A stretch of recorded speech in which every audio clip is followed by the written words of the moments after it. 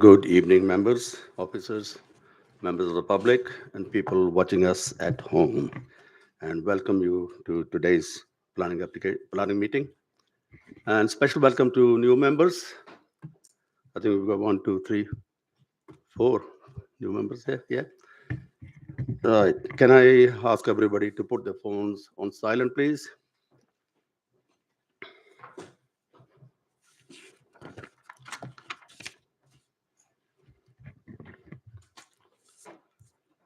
Right.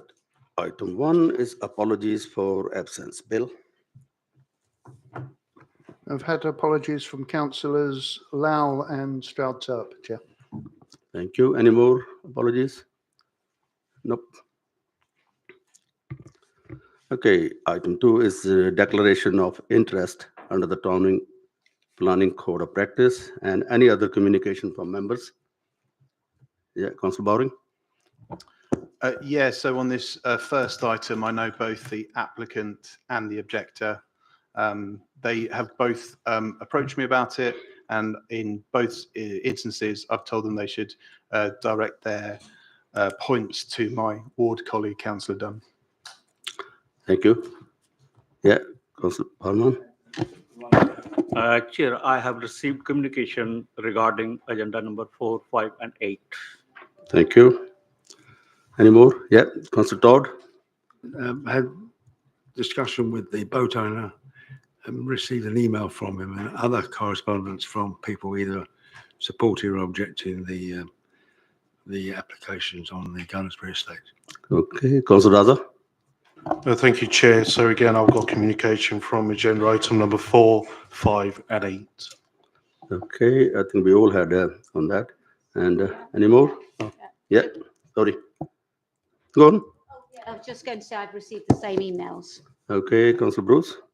On agenda item 4, in my role as the lead member, I meet with Ballymore on a bi-monthly basis, along with officers of the council, planning officers of the council. It should be said, the purpose of the meetings is to discuss the approach to how the council and Ballymore work together. Is to ensure that meetings that need to be done or reports that need to be sent one way or the other are done in a timely manner. Where any block or application comes up, I have not made any comment or judgment on those, which can be attested to by the officers who attend those meetings. On 5, 6, 7, and 8, I have received communication on those. And I've also had communication there's been communication between myself and Councillor Biddulph with regards to, and the reason I raise this, I think is pertinent to particularly 6, 7, and 8, around HMOs in the Gunnersbury Park estate. And it's my response to her was around our management and strategy of HMOs across the borough and how that pertains to the Gunnersbury Park estate. On all of these, obviously, I come in with an open mind, having not made any prejudgment, and I've checked this prior to the meeting with our head of legal and governance in the council. Thank you, Chair. Thank you. Councillor Gonzalez, same, yeah? Yes, same. Okay, and I have the same. I have emails on item 4, 5, 6, and 8, 7, and 8, all of them. Thank you. Item 3 is minutes of the meeting held on 1st of May 2025. For accuracy, it's pages 7 to 15. Anybody, anything? No? Okay, for materializing, again, page 7 to 15. Is he agreed? Thank you. I'll sign this.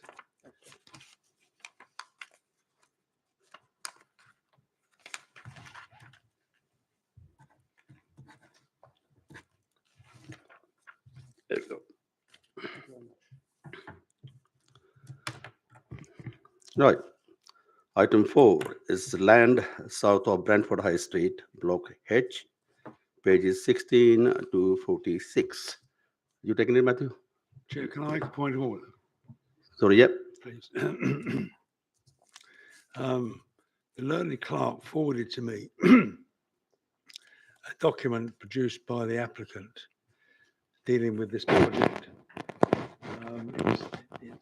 It's dated 2024, but it deals specifically with noise and related matters to the terms that were then discussed with one or two third parties, I presume, not with Councillor Bruce anyway.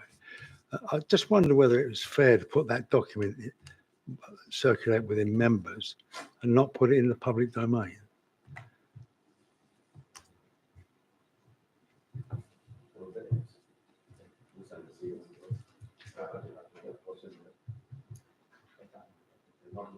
It hasn't been published.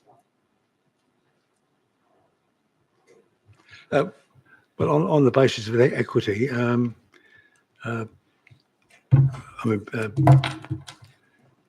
I think it should have done. As there is evidence, there are views and evidence in that document, which if the applicant and opponents had seen, would have given them grounds to object with the confirmation in the document.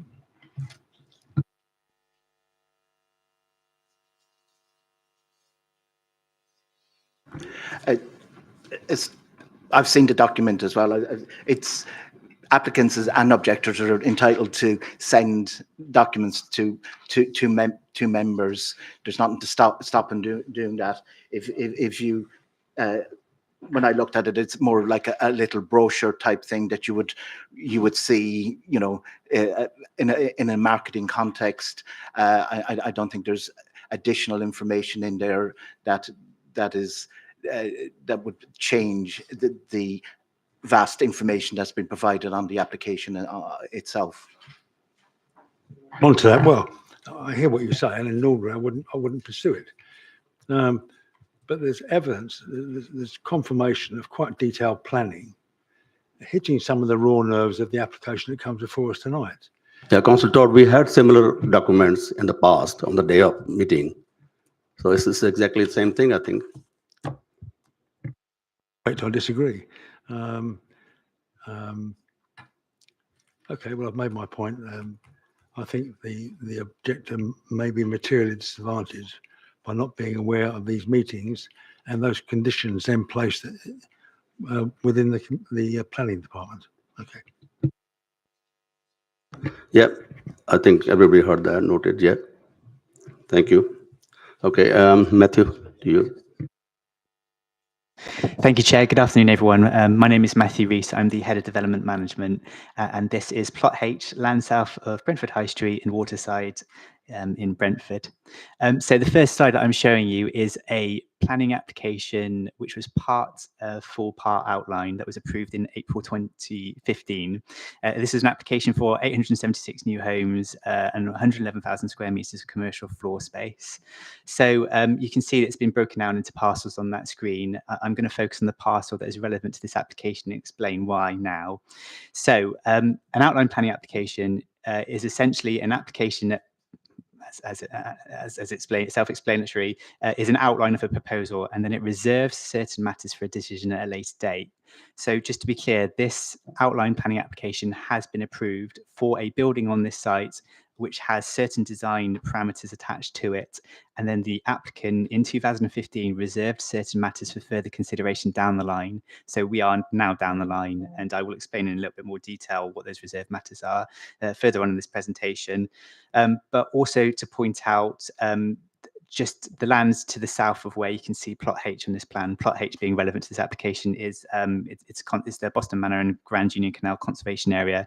I'm also going to, I will actually get this slide back up before the speakers come forward. But there is the MSO Marine is to the right of Plot H there, and to below Plot H is Johnston's Island, sorry. So they'll come up in the speeches. I'll get the slides back up there anyway. So we're going to run through a few photos of the application site. So Plot H is an existing rundown boatyard, it's fair to say, which is the kind of greyish building to the left-hand side of that slide. So what I'm going to do is I'm going to run through some slides. So this is the view from Dock Road looking south towards the building, which is in the background there, again, the grey building. Now, this is on the Severn side from Dock Road looking north towards the building. And again, this is a view looking northwest along Dock Road, again towards where plot H is proposed. A helpful red arrow there from Workhouse Dock showing where plot H is located. And this is a 3D elevation. So again, plot H is the larger, taller building to the right of this slide. So the matters that were reserved as part of this application were access, scale, appearance, layout, and landscaping. And I'm going to come back to them as I run through the slides. But just to be clear, those are the 5 matters that be considered tonight by the Planning Committee. So I'm going to run through the elevations first of all.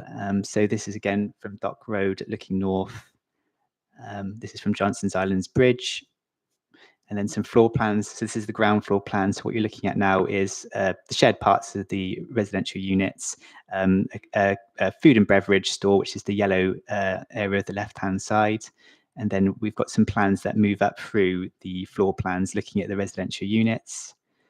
Then some elevations showing the building here, more elevations, and then some detailed elevations of the balconies. And of course, I can come back to these slides if anyone wants to linger on them. Some more 3D views showing the ground floor and the overhang over the river. And then a study of winter balconies, which will probably come up later. So this proposal is for an 11-story building, which is again part of the outline planning application, which is 60 new homes and 86 square meters of Class E floor space, which again is shown as food and beverage here. There's also a public terrace to the left of that plan as you're looking at it in the moment, and a kiosk. The reserve matters are, firstly, I'll speak to layout of the building. So we are considering layout of the building. It's fairly straightforward. There's the food and beverage at ground floor level, access to the site, and the floor plans of the residential moving up through the building. Then we're also looking at access, but there is no car parking associated with this element of the scheme. The car parking is proposed in other elements of the site. There is also no wheelchair housing in this element of the scheme. Again, the wheelchair housing is in a different element of the site. So we're going to tentatively suggest not a huge amount to be considered there. Then landscaping, you can see in the plan. So you can see there's the external terrace and some landscaping around the site. Then we have, sorry if I flick to an elevation, then we're looking at the scale of the building. So this is something that accords with the parameter plans that were agreed with a minor amendments, the 2015 approval. So it's 11 stories high.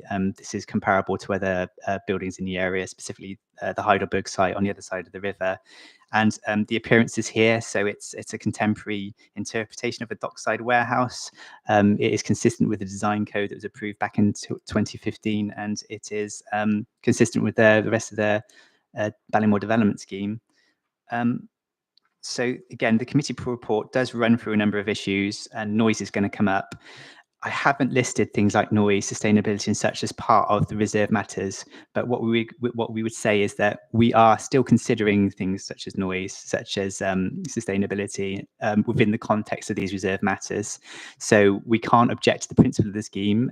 We can't object to the location of the houses, but we can raise concerns, say, for instance, with the layout and the design of the building, insofar as it relates to noise, insofar as it relates to sustainability, insofar as it relates to the other matters listed within the committee report.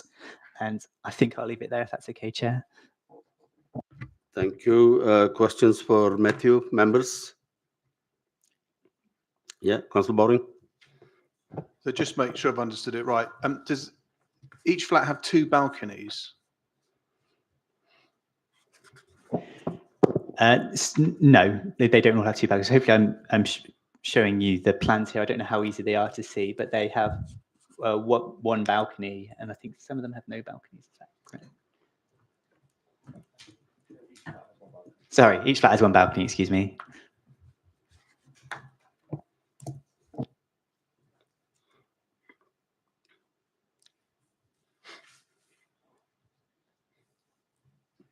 Yep. Okay.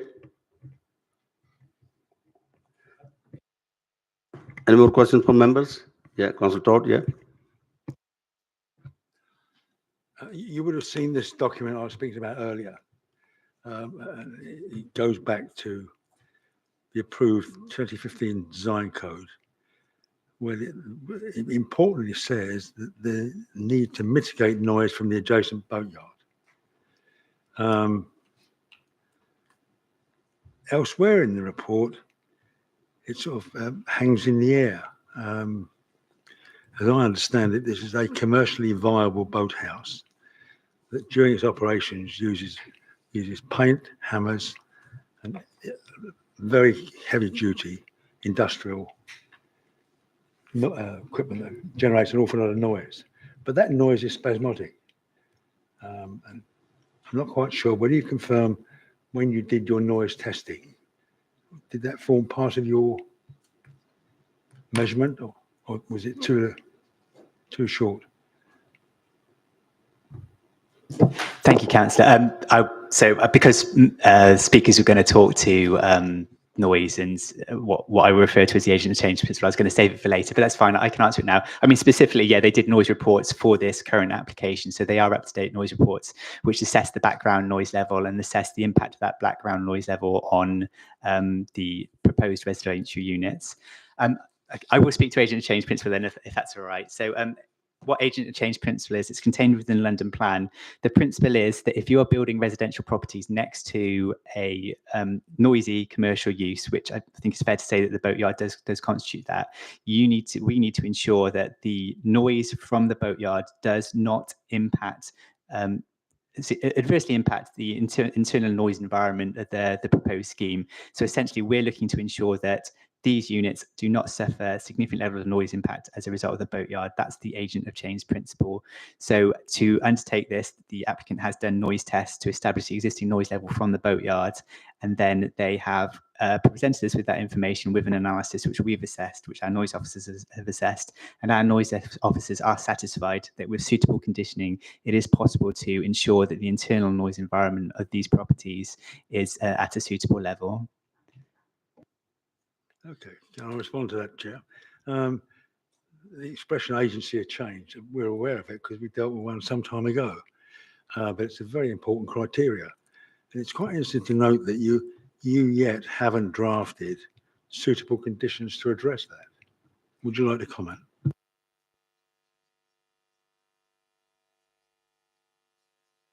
So, Councillor, condition 41 of the original consent does deal with this. So that would still be applicable to this scheme. But your earlier answer talked about suitable conditions, and it implied that they're to be done rather than that they were already done. Apologies, I've misled you there, Councillor. So there is an existing condition to ensure that internal noise levels are suitable attached to the outline planning application. Now I've clarified that. Without seeing it, without knowing the spectrum of the noise and the views of the both sides, how do we form a view as to that condition? So noise equipment set up to measure the noise from not just the boatyard, obviously the surrounding environment. That gives you a value as to how much noise is generated, and then they apply a calculation as to how that would affect the external facade of the building, and then you condition and construct the building with suitable insulation to ensure that those noise levels drop to a suitable level in the internal building. Okay, Councillor Dodd? I'll put at the moment, yes. Thank you. Any more questions for officers? Nope. Thank you. In that case, I think Catherine is not here. She is the one who called this application. No?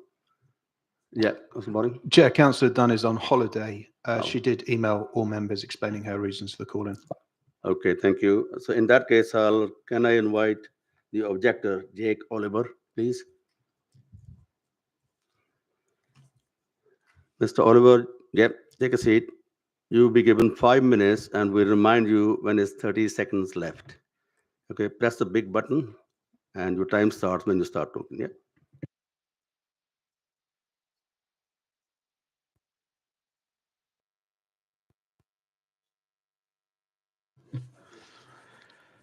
Good evening, Chair, Councillors and Officers. My name is Jake Oliver, and I'm Director of Oliver's Boatyard, trading as MSO Marine, a working boatyard that's been operating in Brentford for over 30 years. Our site itself has been building and maintaining boats for over 300 years. We're not just a business. We're a vital historic industrial operation with protected planning status, providing steel barge construction, repair and Thames infrastructure maintenance right on Brentford's waterfront. I'm here today to raise serious concerns about the inclusion of open balconies on Ballymore's Block H, specifically those facing our yard. We operate across 3 sites, all of which surround Block H. This issue is not theoretical. It's about safeguarding the future of a crucial, irreplaceable waterside industry that serves London's river network and cannot simply be relocated. Our work is inherently noisy. We weld, blast, paint, and maintain large steel vessels. These processes naturally generate high levels of noise, dust, and odour. Yet Ballymore's proposal places open balconies, generously sized and highly marketable, directly on the southeast and southwest elevations facing our most active yard areas. These are not passive spaces for plants and laundry, as claimed in their design documents. They're invitations for residential use and inevitably residential complaints. Despite direct conversations with Ballymore, their plans still insist on large open balconies with no enhanced glazing or sound mitigation. And once residents move in, history shows they form associations, committees, and pressure the council to restrict our operations, even though we've been there far longer.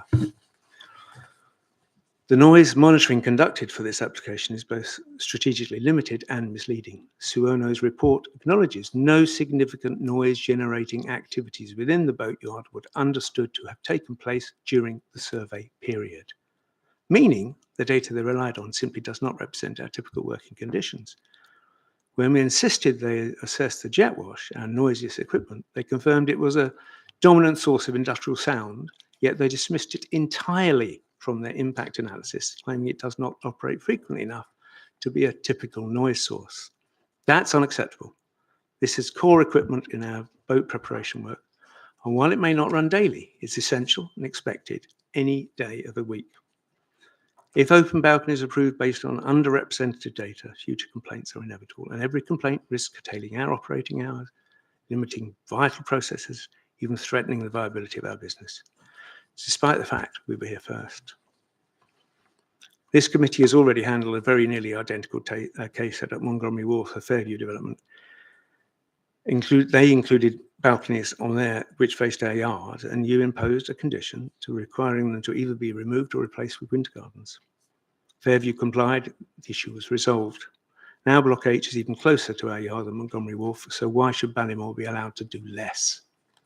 We're simply asking for consistency. Apply the same principle here. Remove the balconies or convert them to sealed winter gardens. The London Plan's agent of change policy is clear. When a developer brings new sensitive use, like housing, into proximity with the established noise-generating business, the developer must take full responsibility for mitigation. Ballymore's own design code acknowledges this, even listing winter gardens as an appropriate measure, but instead, following that, they've prioritised open balconies because, in their words, they're important for sales. Let's be clear, sales value is not a planning justification. Your responsibility is to protect Ballymore's market. Your responsibility is not to protect Ballymore's marketing strategy. It's to protect long-term land use harmony and the integrity of Brentford's mixed economy. Our boatyard lies within the Grand Union Canal and Boston Manor Conservation Area, a living, working remnant of Brentford's industrial heritage. The council itself mandates that the site remain an operation boatyard. If residential pressure forces us to scale back or close, Brentford won't just lose skilled jobs, it will lose one of the last expressions of Brunellian working waterfront identity. There's also a serious environmental cost. Ballymore's record at nearby workhouse dock shows a clear pattern: removal of natural intertidal habitat, replacing with hard, lifeless surfaces. If their town wharf scheme proceeds in the same way, we will risk permanently erasing fragile riverside biodiversity. Open balconies do not connect people to nature. 30 seconds, when Speaker. the development itself destroys the very nature it claims to protect. Councillors, it's not just about balconies, it's about balance. It's reasonable to expect Ballymore to protect their buyers, but not at the expense of a vital, historic industrial neighbour who has operated in good faith for centuries. Respectfully request that you impose conditions requiring the removal of open balconies and the replacement of sealed winter gardens on Block H, just as you did for Fairview. And a buyer awareness clause to be written into leases, making it clear that industrial noise and operations from all of this. Thank you, Mr. Oliver. All Time. its successors Right. are Yeah, long-standing. Stay there, please. Members, got questions for Mr. Oliver? Yeah, Councillor Boring, then Councillor Todd. After Sorry, I had to rush. Yeah. So just to get a few things straight, are you wanting all of the balconies to have winter gardens or just the ones overlooking your site? I would love all of them to be winter gardens, frankly, because I think we're going to affect everybody. And that's an argument Ballymore can make. I don't want to make that for them. I think they should all be winter gardens. Yes. Then also I just want to dive into your assertions on the jet wash. So you're saying that they did the noise survey when you weren't doing the jet washing? Yes. And then subsequently insisted they come back and do one. And they just took a local reading in the dry dock where we were using it, and then extrapolated from that it was very noisy, and then decided not to include it in their findings. And did you use the example of the jet wash because that's the noisiest activity? Yeah. And how often do you do that, the jet washing? I mean, currently we haven't used it for a few months because we're working on a big project for Thames Clippers, but generally we would be using it for 1 week a month, every month, all through the year. So, Jack, if I could do a question for the officer, just on something that was raised. Can we leave that for later on? When sure. it comes back? Yeah, thank you. Yeah, Councillor Todd.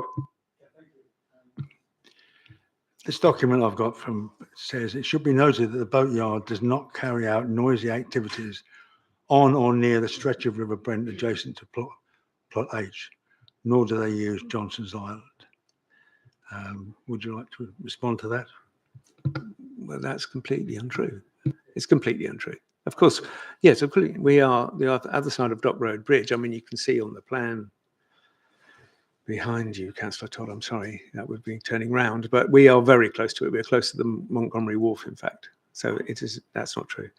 And frankly, I own 3 sites as part of MSO Marine. They are all part of MSO Marine. I should be allowed to do any commercial activity that I require on any of those sites rather than Ballymore telling me that I don't use one of them. That's frankly unjustifiable, and it's unjustifiable going forward into the future. Can I carry on if I could, please?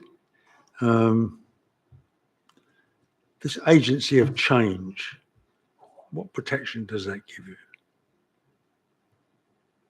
Well, the developer is meant to do all that they can to protect me from complaints. I'm sure the developer would like to move on to different sites and not be involved, but the residents will be there to complain. So we have to do everything we can. Has Ballymore, the applicant, given you any documentation in respect to that? No. That line of questioning? No. Okay.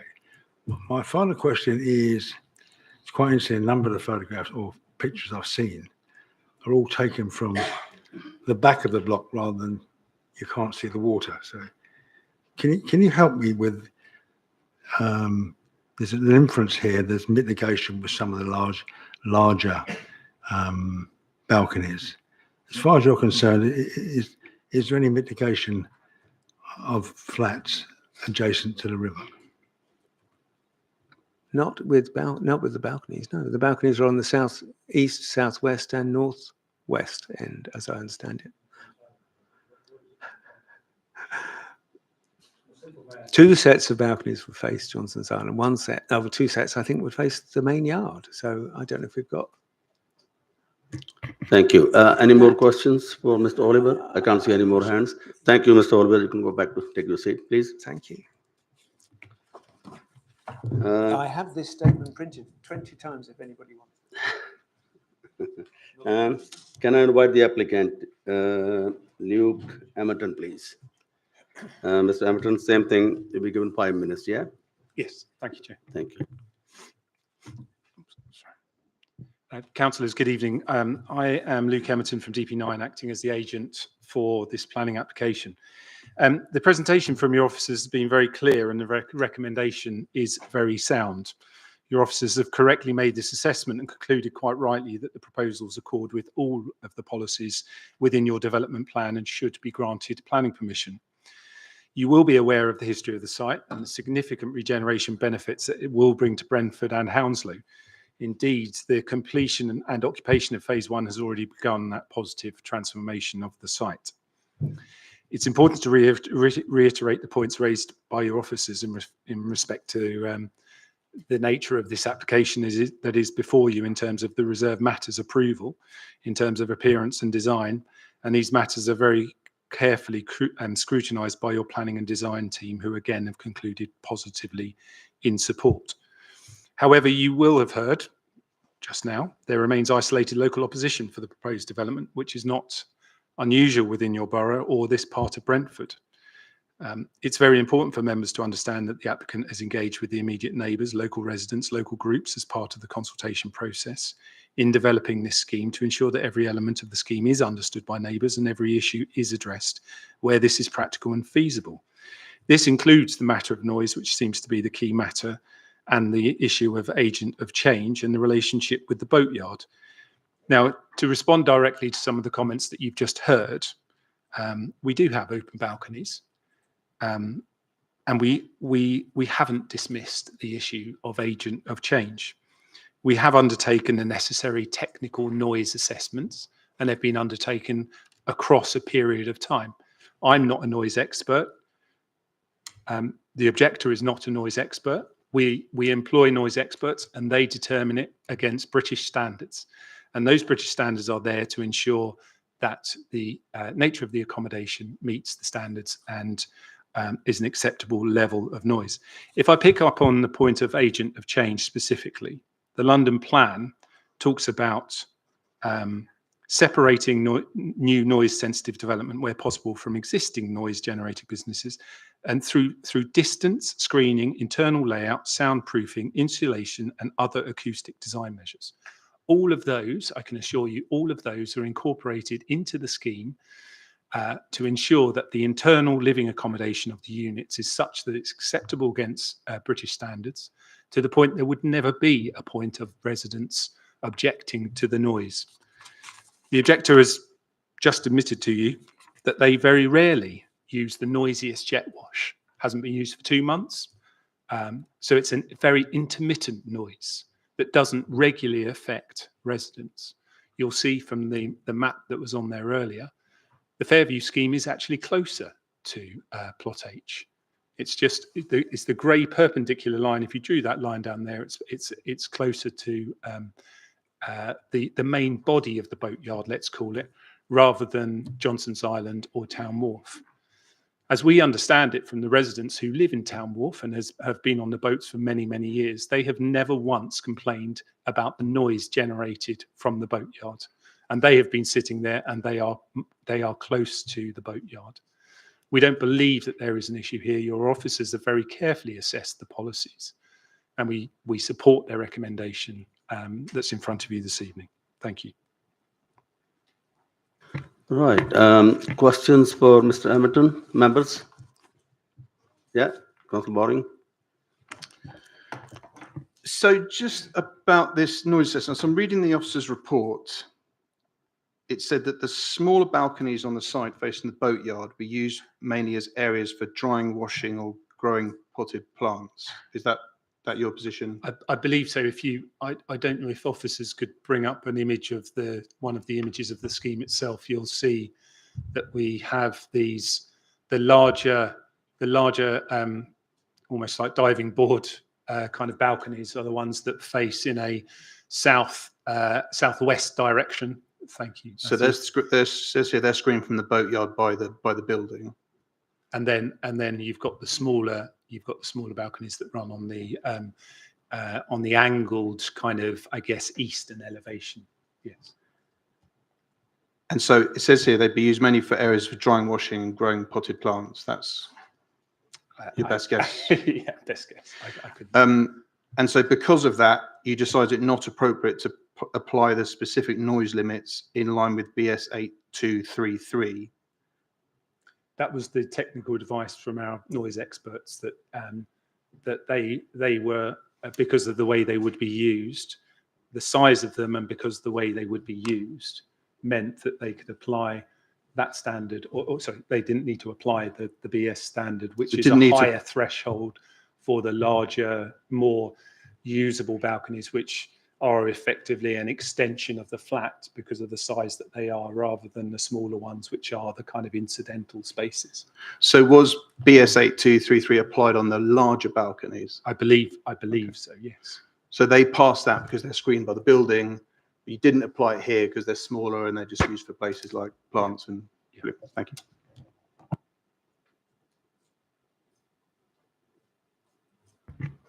Right, I can't see any more hands. Yeah, Councillor Bruce.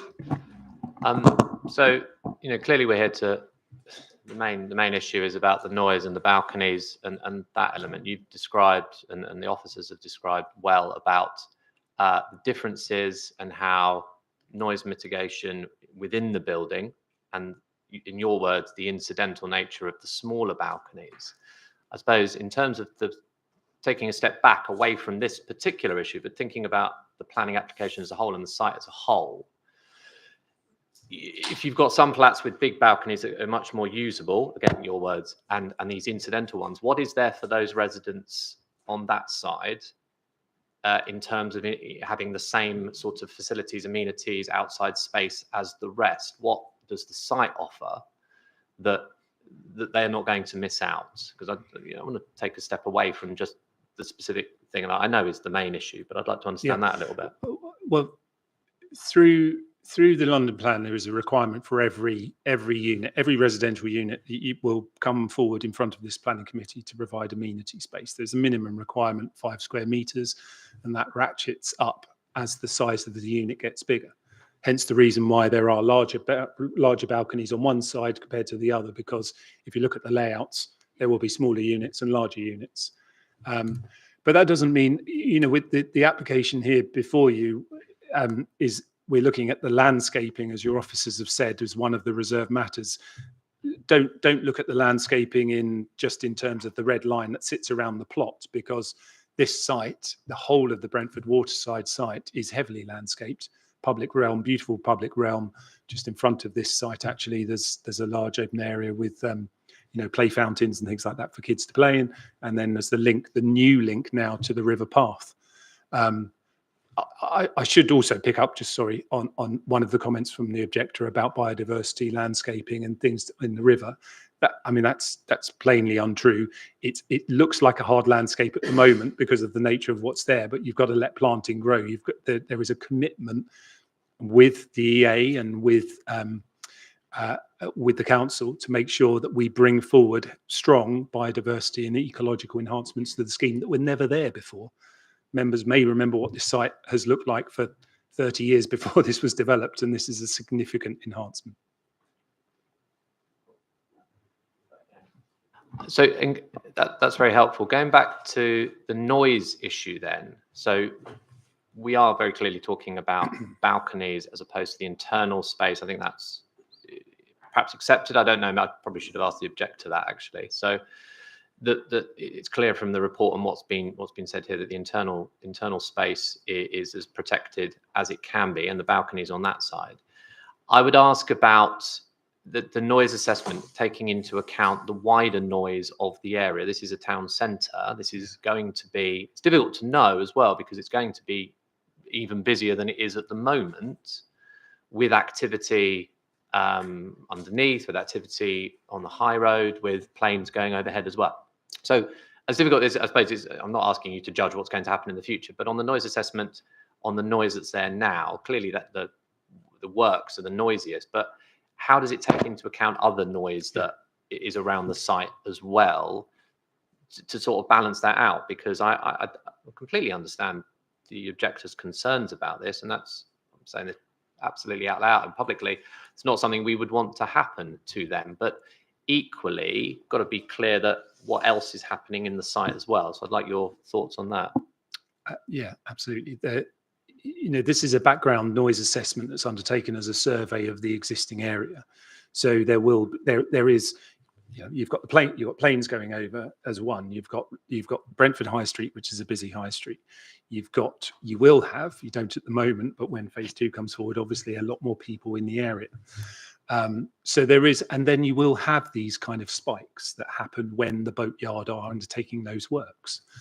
But that in isolation doesn't create the the kind of level of noise that needs to be mitigated, because you need to think people are going to be living here 365 days of the year. So it needs to be balanced in terms of what that level of noise is and how do you then mitigate to a lower level. There is also an element of your choice in a way, in terms of using those balconies. You will all have granted planning permissions in the borough, some up on the Great West Quarter, on the next to the motorway. Those have balconies. It's up to you whether you want to sit on that balcony and accept the background noise that happens whilst you're having a cup of tea, a cup of coffee. It's not an unusual situation. I think that's the important thing to get across tonight. There is the slightly unusual nature of a boatyard, but that doesn't create an unusual situation for a planning determination of this nature. Last one then. Something, if it's in the report and I missed it, apologies, but you said something about the boats and the boaters that are there at the moment not making any, having any objections at the current. Can you describe where those boats are in relation to this? So how that would relate to what you're talking about? You'll see in between the two sites, plot L and plot H, that is what's called Town Wharf, which, thank you, which at the moment is and has long been an area of residential boats. Effectively, they've been moored, and some of them, because I think it's tidal there, so they can only move at certain times, obviously. And those boats have been there long established. There's a little residential group that's well established down there. Ballymore being the owners of the site, including Town Wharf, they've got their plans that they're working up with the boat owners to enhance that area. They have had discussions with them, and they have told Ballymore that they've never been bothered by the noise of the boatyard. And they would have every right to make complaints to your environmental health officer if they felt that noise was unacceptable in nature. Right. Any more questions for Mr. Hamilton? No. Thank you, Mr. Hamilton. Thank you. Right. Matthew, you have something to add on to? Thank you, Chair. Yeah, if I just cover a couple of points that came up in that. So first of all, there was a discussion around a previous scheme, which is the Hyderborg site, as we referred to, and a condition that required the balconies that faced onto the boatyard as being winter gardens.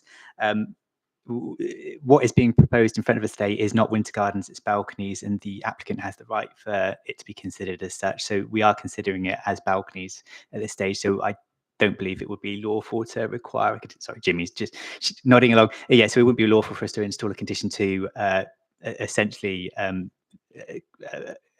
approve, if you mind to do so, a scheme that was not put in front of us. There was some discussion about some noisy works that weren't captured as part of the noise survey. The way that the planning condition attached to the outline application is worded is it's for the applicant to demonstrate to us that the internal noise environment meets certain levels. So that being the case is that we could ask them to demonstrate to us by doing further noise surveys to make sure that internal noise environment is acceptable. And then obviously a lot of discussion has been around the noise is attached to a balcony. In terms of the London Plan policy, it doesn't specifically explicitly cover external balconies in terms of noise environment. It's a bit more general about mitigation measures attached to the scheme. Again, I think that's been discussed. BS 8233, I think our noise officers have agreed that wouldn't be applicable to the balconies on the southeast elevation. So our noise team are satisfied that is the case. Otherwise, there is something called a Pro PG on planning and noise, which does refer to noise environments for external balconies, but again, doesn't give firm policy guidance. It talks about ideally not above certain levels. So if you're looking for a policy hook as a reason to object to this, I don't believe it's there. And yeah, just to reiterate, when it comes to policy considerations, when it comes to potential objections and complaints to noise, the crux of it is generally mitigation measures that are in place. So if members are satisfied that sufficient mitigation measures are in place here, then I believe that that's subject to whether that's being acceptable, a reason for approving the application. So if that's okay, I'll leave it at that. Councillor Boring, you had a question for Matthew? Yeah, so did you say at the beginning it wouldn't be legal to impose winter gardens? Members need to consider the application in front of them, and that would be too much of a change as regards design, etc. As regards. So generally, members can suggest conditions, but that would be is not for you to rewrite the application. So what's in front of you is the balconies, and that's not what you need to consider. So why was it legal to impose winter gardens on the Heidelberg site? What's different? What's changed? It was not explicitly stated as part of the application that the objectors were opposed to that. So I think that's why it was deemed as a compromise that might be suitable on that occasion. For this time, we have an applicant saying specifically, we do not want to have winter gardens attached to this scheme. We want you to consider the proposal as put to you. Okay. Yeah, Councillor Todd, yeah, go on. Thank you. You made statements as to the future. We will draft, we'll do this. I think there's been some credible opposition shown tonight and concerns about the viability of businesses. You've been working on this since 24, perhaps earlier. Wouldn't an adjournment be appropriate so you both sides get together with a view to getting some sort of agreement?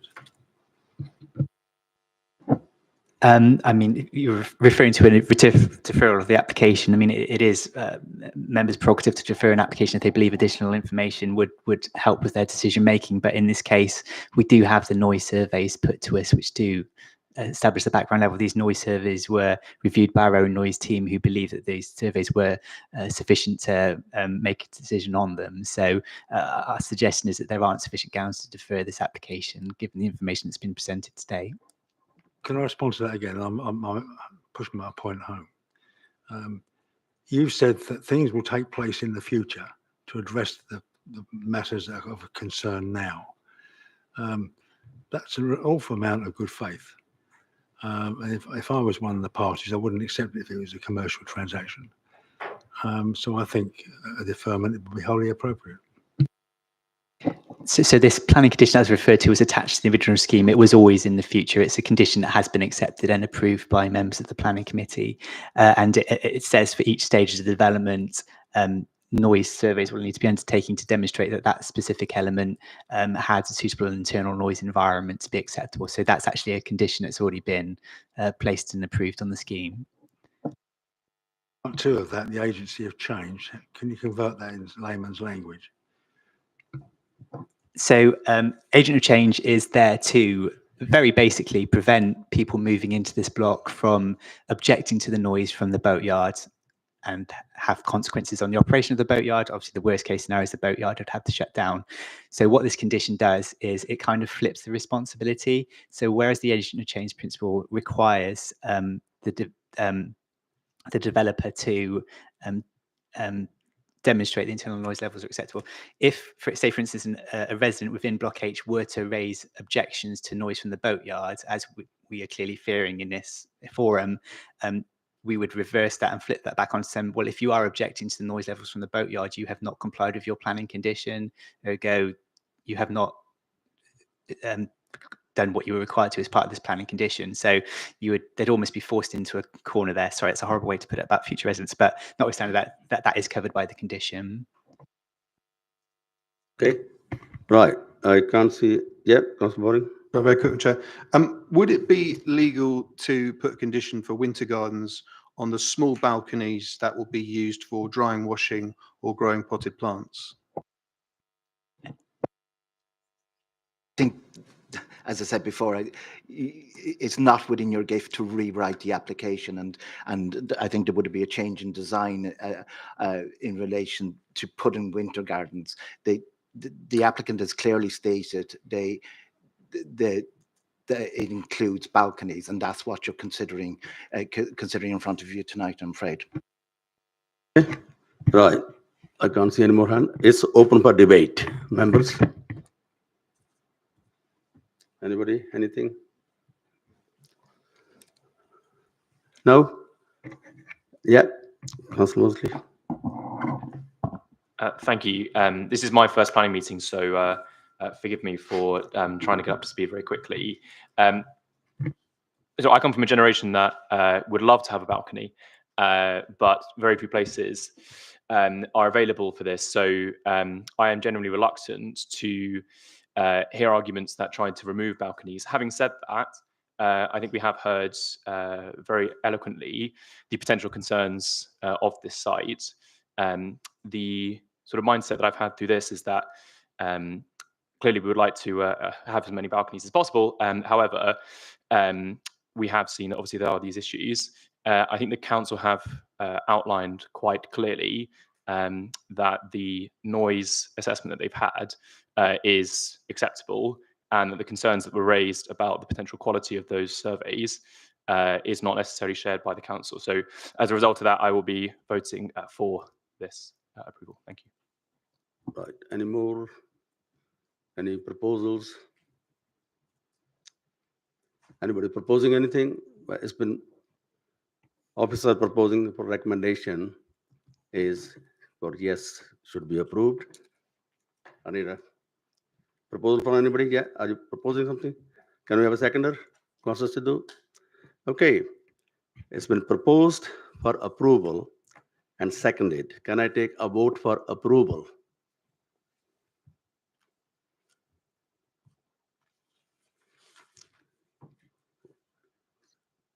Nine. Yeah. 9. Sorry. Yeah. Your hand's not up, is it, Councillor Bowen? No, he's not voting for this one. It's not up. Okay. Councillor Syed, Councillor Sidhu, Yep. Councillor Brown, Councillor Mosley, Councillor Bruce, Councillor Rizal, Councillor Syed, and Councillor Brown. Yeah, and me. Okay, against? Councillor Todd is against.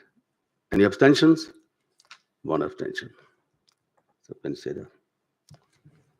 2, 3, 4, 5, 6, 7. Yeah. We have a vote to approve by a majority, 10 votes to approve, 1 to refuse, 1 abstention.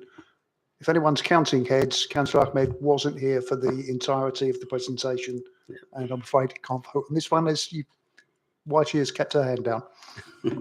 So this application has been approved. Thank you for your contribution, everybody. All right, the next one is 18 Park Drive, Acton. That's pages 47 to 59. And who's taken that? Yeah, Jackie? Yours. Hi, good evening. I'm Jackie Leung. I'm the planning officer of this application. So this is the application in the Gunnersbury Park Conservation Area, and the address is 18 Park Drive. The application is related to the rear extension, which you can see that in the photo. This is the one, it has been built. So there is some history of the site. So first of all, this is the location plan. So the front of the property is facing the Park Drive, and then the rear is facing the Park Place Drive. And then there are some history of the site. We can see that in the next slide, this one. So in 2021, it has been approved to build the one on the left-hand side.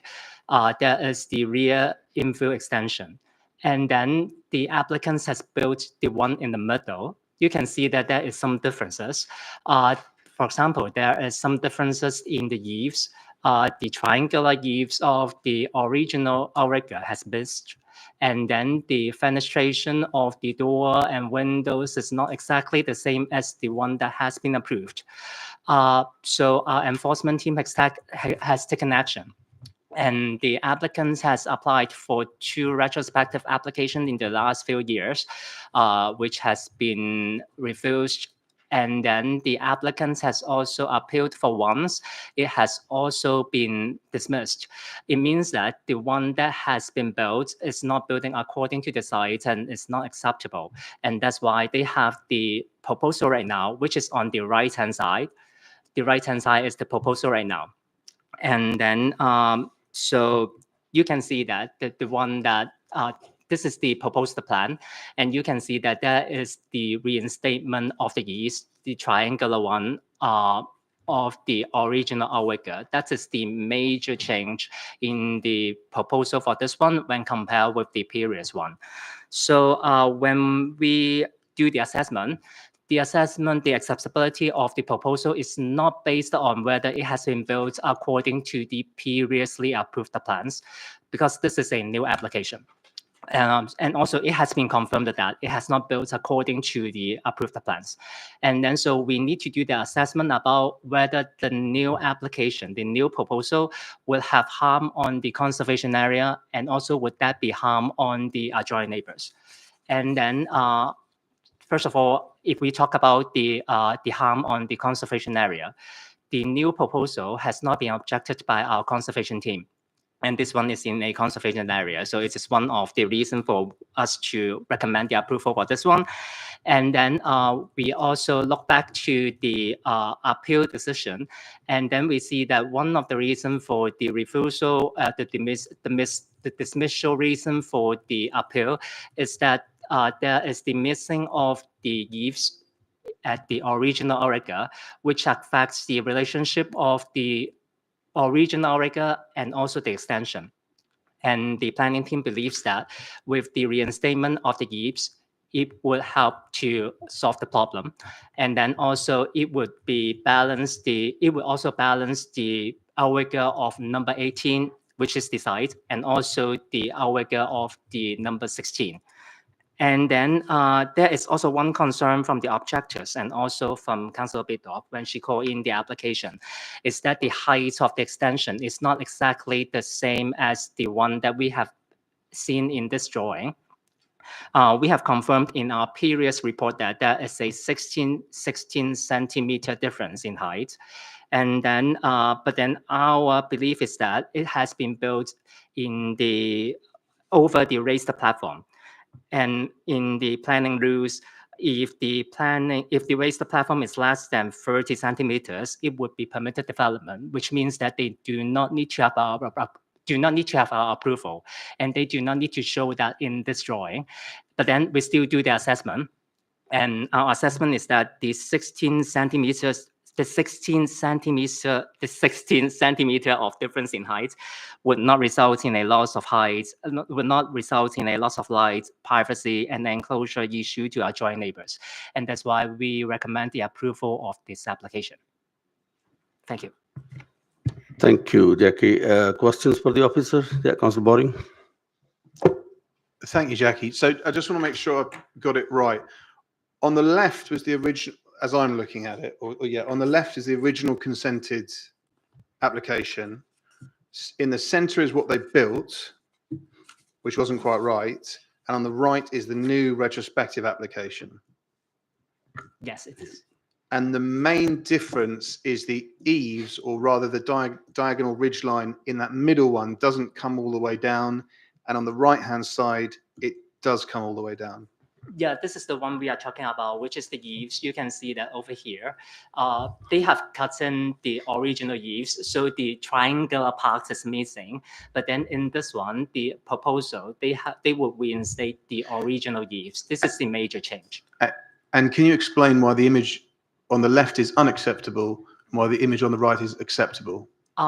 We have refused the one on the left, and then it has also been dismissed by the inspectorate. The reason is that there are two major reasons for the refusal for us and also in the appeal. So this is one of the reasons, is that the relationship of the original outrigger and the extension would be changed after the missing of this eaves, because that is original. So we believe that it is one of the issue. And also in our previous reports, we have mentioned that without the eaves, the triangular part, it would imbalance number 18, the size, and also number 16. So this is one of the refusal reason.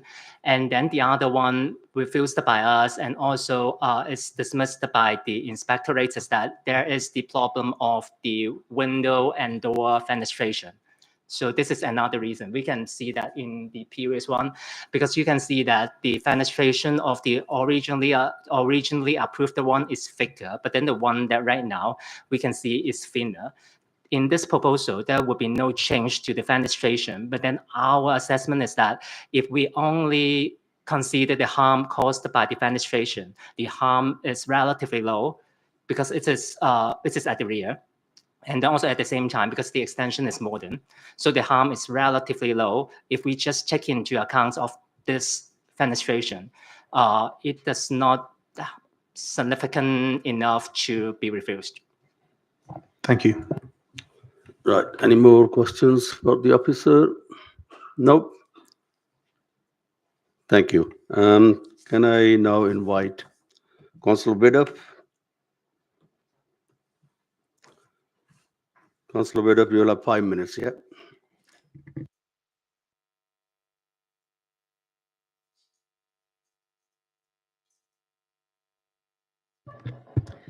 Thank you. I'm Councillor Joanna Biddulph, which is at Gunnersbury Ward, and I have to make a declaration. I live in the Gunnersbury Park Garden Estate, where this property is. I'm here supporting the views of residents who have objected to this application. The essence of this case is that the applicants have built to plans, the officer has said it, that were refused and broke conservation area guidelines with an appeal to the inspector that was dismissed. First, some background. I first met the applicants after a neighbour asked me if I could help them as they were having difficulty getting planning approval. Their first application had been refused. I met them at their home on the 18th of September in 2021. They explained their plans. I had some background knowledge from other applications and advised them that I thought it unlikely they would get permission. But of course I would ask.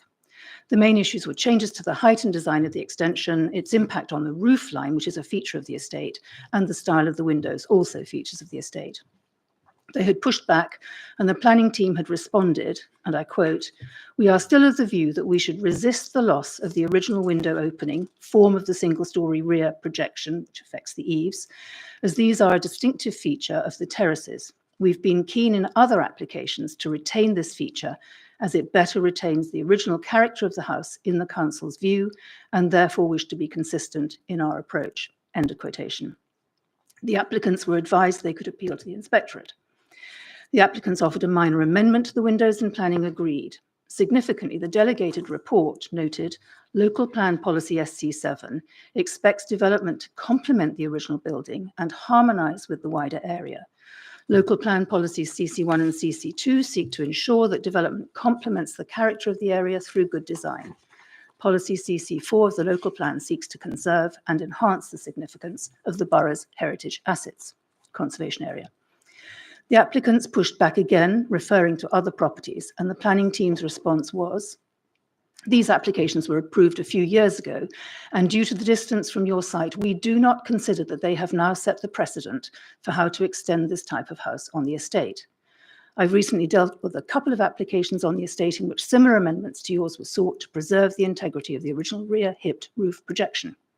I have that exchange of emails with me. The applicants appealed and the inspector dismissed their appeal. The planning enforcement team issued an enforcement notice. The applicants have appealed that enforcement notice and it is currently with the inspector. You will hear details from the objectors. It's important to note that the applicants have on multiple points built to refused plans or without planning permission, including a garage infill extension to the wrong dimensions, changing their front door and window dimensions, that's also a feature across the estate. Both these are consistent features forming rhythm across the conservation area, and installing a loo in the converted garage. The enforcement team decided that it was not expedient to act against these multiple breaches, but they remain breaches. The applicants might provide satellite photographs as evidence of numerous properties in the estate claiming they have similar extensions. What isn't known is how many were built before 2001, when the conservation area was created, how many were built without planning permission, and how many other extensions have been built that are fully compliant. The applicants might also refer to media coverage. It repeats multiple errors that have proved to be wrong. Given the multiple breaches, I urge you to refuse this application, to respect the conservation area and honour the owners who have followed the rules. If you decide to approve it, I urge you to agree that the decision should state that this breach does not set precedent and will not be allowed within the estate. This application and others have caused huge division in the Gunnersbury Park Garden Estate. If owners want to change the conservation area guidelines, the changes should be discussed and agreed through the council's formal processes, not implemented at will by some applicants taking chances while others correctly follow the rules. I urge you to vote to preserve the integrity of the Gunnersbury Park Garden Estate conservation area. Thank you, Councillor Bidder. Members got questions for Councillor Bidder? Yeah, Councillor Syed? Good evening. Yeah, just one, well, two small questions really. How many properties are actually on the estate? It's about 480 houses. 480 houses, and all of them are fairly similar. There's a symmetry, there's a few different designs, but they are all broadly similar. Okay, Yes. so if this was granted, would it really sort of impact on the beauty or the symmetry? Well, the front has impacted on the symmetry for those of us who live there and know it intimately and expect there to be similarities across the piece. It's about what happens next, because this whole estate has been subject to breach after breach after breach by landlords who aren't bothered that it's a conservation area, who aren't bothered about getting planning application. Just doesn't send the right signal to people that actually we care about the conservation area guidelines and we want planning to be followed. And it's all in delegated reports. It's absolutely clear that these features are features that should be retained. Okay, thank you. Okay, Councillor Bowring? Thanks, Chair. So I'm just trying to, looking at these three images again, I've got the approved application, what they did and what they're now proposing. Yeah. And so I can see that the ridgeline and the eaves come back and that the windows are slightly different. Well, I guess what I'm trying to understand is, what is it about this latest one that's a problem for you? It still doesn't comply with what we should be doing. The eaves are absolutely with every double house throughout the estate. That's what every house has, is a kitchen extension with eaves like that, and the next door has eaves like that, and they're absolutely symmetrical all across the estate. But that's except been where there have been reinstated, breaches. isn't it? No, it hasn't been reinstated because the height of the extension is such that it comes, and it's much higher than it looks on this drawing in real life, comes above the eaves and therefore cuts into them, cuts the eaves short, and you lose that symmetry. And it is noted, as I read out earlier, to be a feature, as it better, we have been keen in other applications to retain this feature, as it better retains the original character of the house in the council's view, and therefore wish to be consistent in our approach. Sorry, Jackie, this image you've got here, is that the... That's what's built. Yeah, that is the one, but then we have approved. We Is have that the- approved the flat roof to be taller than the original eaves. You can see that from the approved drawings. So that is approved. What you can't see is the garage, is the extension next door. You can't see that the level is significantly higher, and you can't see the symmetry of those double eaves, as it were. That's the center that cuts between two houses. What you can't see is how it would have been or should have been had it been built to the right height. So It's much that higher. It's that the flat roof bit is higher than the one on the left. I can't remember if there's an extension on the one on the left, but it is higher than it should be and then was approved. And significantly higher. We're not talking about 10 centimetres, we're talking about significant distance. And you can see that the height of that in relation to the window above is completely different from the drawing, which gives an impression that it is much lower. Okay, any more questions? Thank you, Councillor Bidder. Can I now invite Christopher Horan and John Turner, please? No, they're still. Councillor, sorry if I may. Mr. Turner has forwarded some slides for the screen, which I'm going to try and show. Apologies, I'll try and tab along as you're speaking, but give me a wave if anyone wants me to change the slide as it's being shown. The first slide should be top left, and the second slide should be bottom left. So the way they were presented to me, this is all I can do. Sorry, so it's copied from a Word document into a slideshow. So apologies if it's not coming across very well, but. Okay. You'll be given 5 minutes in total. Okay. Yeah. Thank you.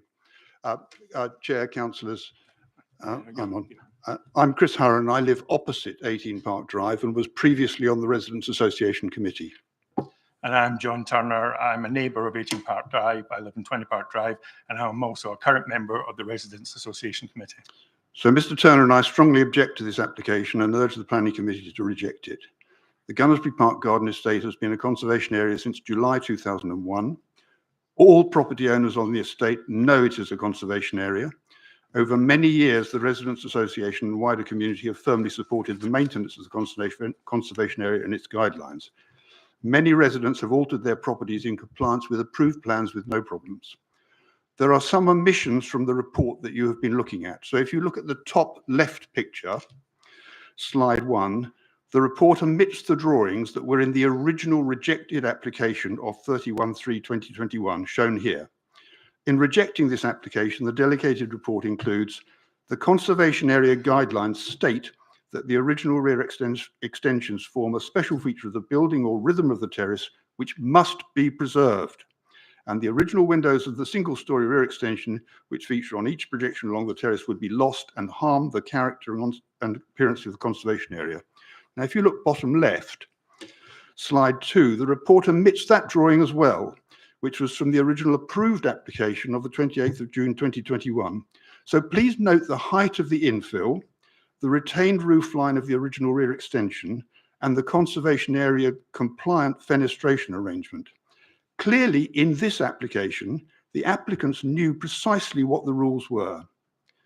Please note that all properties, and this addresses your point, Councillor Bowring, all properties in terrace 14 to 24 either have no rear infill or they have one which is compliant, except for what has been built at 18 Park Drive.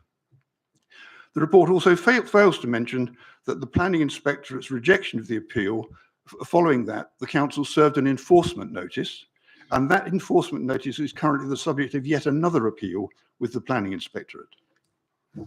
Okay, I'll talk about the height. The height of the original rejected plans were 2.9 metres.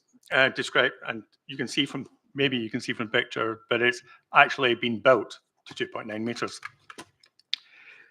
In part of the refusal was an intrusive and unneighbourly addition out of scale and character with this house, terrace and surrounding conservation area, as well as having a serious and adverse effect on the amenities enjoyed by occupants of neighbouring property, causing loss of light, increased sense of enclosure and overbearingness. The height of the original approved plans was 2.6 metres. The ceiling height in the rejected plans was flush from the house into the infill extension, whereas the approved plans clearly indicated that there is a drop in ceiling height into the infill extension. The owners have built the plans that provided the flush ceiling height into the kitchen infill.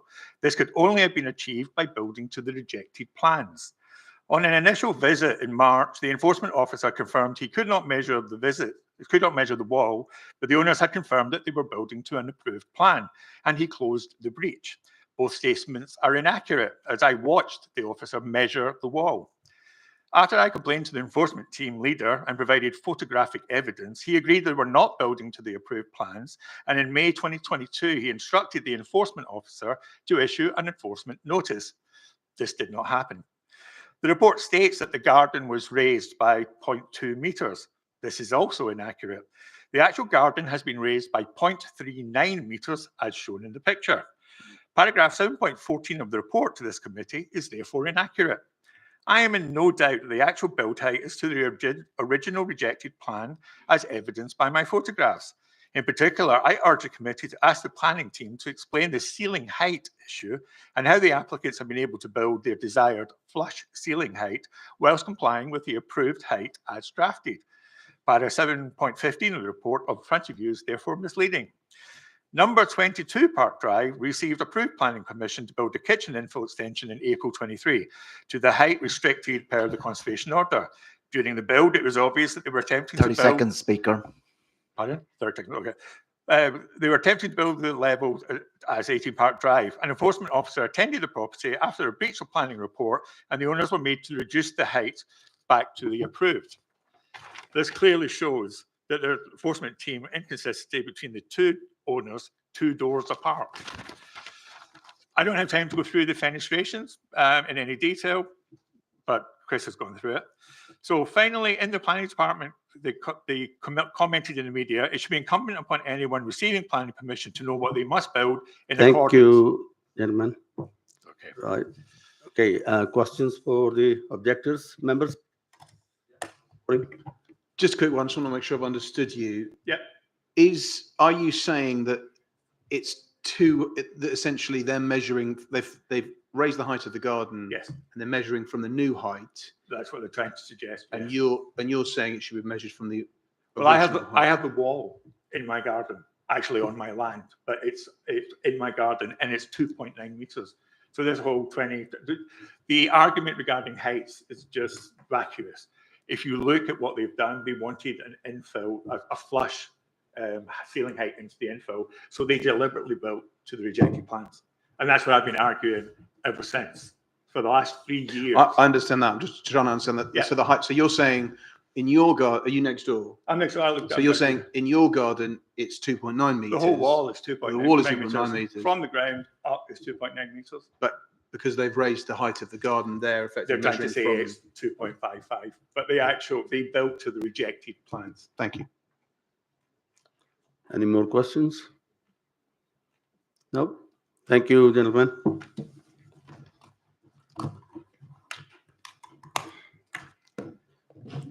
Can I now invite Councillor Mashisho, please?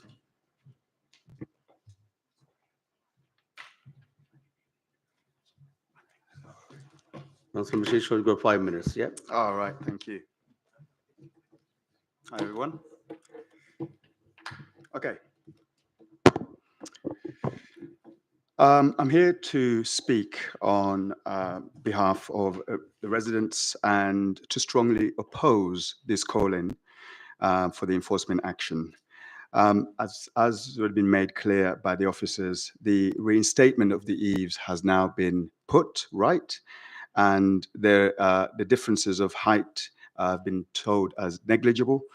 And also there isn't loss of light or impact on neighbor, and the harm of the conservation area is also not objectionable according to the planning officer's statement. So this case is not about someone flouting the rules or someone ignoring planning policy for personal gain. On the contrary, this is about residents who have worked hard to make their house a home, something we should all encourage, especially at a time when people are investing emotionally and financially in their local communities. Let's be clear, the structure in question is not visible from the public highway or to neighboring properties at the front. It is modest and discreet, and crucially, it is not causing harm to the character of the area or to anyone's amenities. In fact, if this call-in hadn't happened, most people would never have noticed it at all. When you look at item 7.1, it says that the character and appearance of the area has to be impacted. It isn't impacted. If anything, the character of this property adds to the look of the area. And we always say that we want to support residents in taking pride in their homes, creating safe, attractive, and welcoming spaces for their families. That's exactly what this household has done. They are not developers exploiting loopholes. They are local people investing in where they live and trying to make things better. If we pursue this enforcement, that message, or what message are we sending? What even well-meaning residents who quietly improve their surroundings can now expect a knock on the door and a threat of punishment for simply trying to live well. That's not the sort of council that we should be representing. In my final remarks, Chair, planning should be about proportionate responses and common sense. This structure does not undermine the principles of our planning policies. It causes no harm, and it reflects the kind of initiative and care we should welcome in our communities. So I urge you all tonight to show understanding, to see that the resident has made changes and to see the bigger picture overall, and to support residents like these in keeping the improvements they have made. Thank you, Mr. Chair, and thank you, committee. Thank you, Councillor Mashisho. Questions for Councillor Mashisho? Yep, Councillor Bruce. Can I ask you? You said a couple of times that changes have been made. Are you talking physically? They've actually been altered as the drawing are now on the right, as we've been looking at previously, or are you saying it's been altered as an application that will then be altered? Yeah, thank you once for the it's approved? clarification. Yeah. Yes, what I mean is as you've seen in the report, the new plans, as the drawings show, have been the ones that are being approved, and that's what I mean by the changes. So as it appears at the moment, that's what it looks like, which you and the applicant would accept. So that's not what was originally approved. That's accepted by the applicant. No, so what's accepted by the applicant, what's accepted by the planning officer, what's been approved is the changes, the reinstatement of the eaves. Do you follow what I'm saying? No. So it's that you're answering a different question. Okay. My question is, does the applicant accept that what they've built is not what was originally approved? I believe so, but you have to speak to the applicant about it. Okay. I believe so, yes. Okay. I don't know if they're speaking tonight. It's just you're here, so they are speaking. Oh, cool. And it's therefore they are going to make the changes. If it was approved this evening, they would make the changes as outlined here. That's just what I want to understand, the sort of process here, that what's there now they accept is wrong, and they make the changes in order to make it right against planning, what planning policies say, in order to reinstate the eaves so that it matches. Yeah, the I other believe house. so. And just to be clear to the committee, I haven't had detailed conversation with the applicants about this. This is me speaking freely as a councillor representing I the see. area. I appreciate it. So you're speaking as a councillor in support of the residents rather than technical. Yes. I understand. Apologies for asking you technical questions when perhaps it wasn't best directed at you, but I appreciate your answers, Ron. Thank you. Thank you. Any more questions? No? Thank you, Councillor Masito. And now invite Claudia Hearn, please. Again, you will have 5 minutes.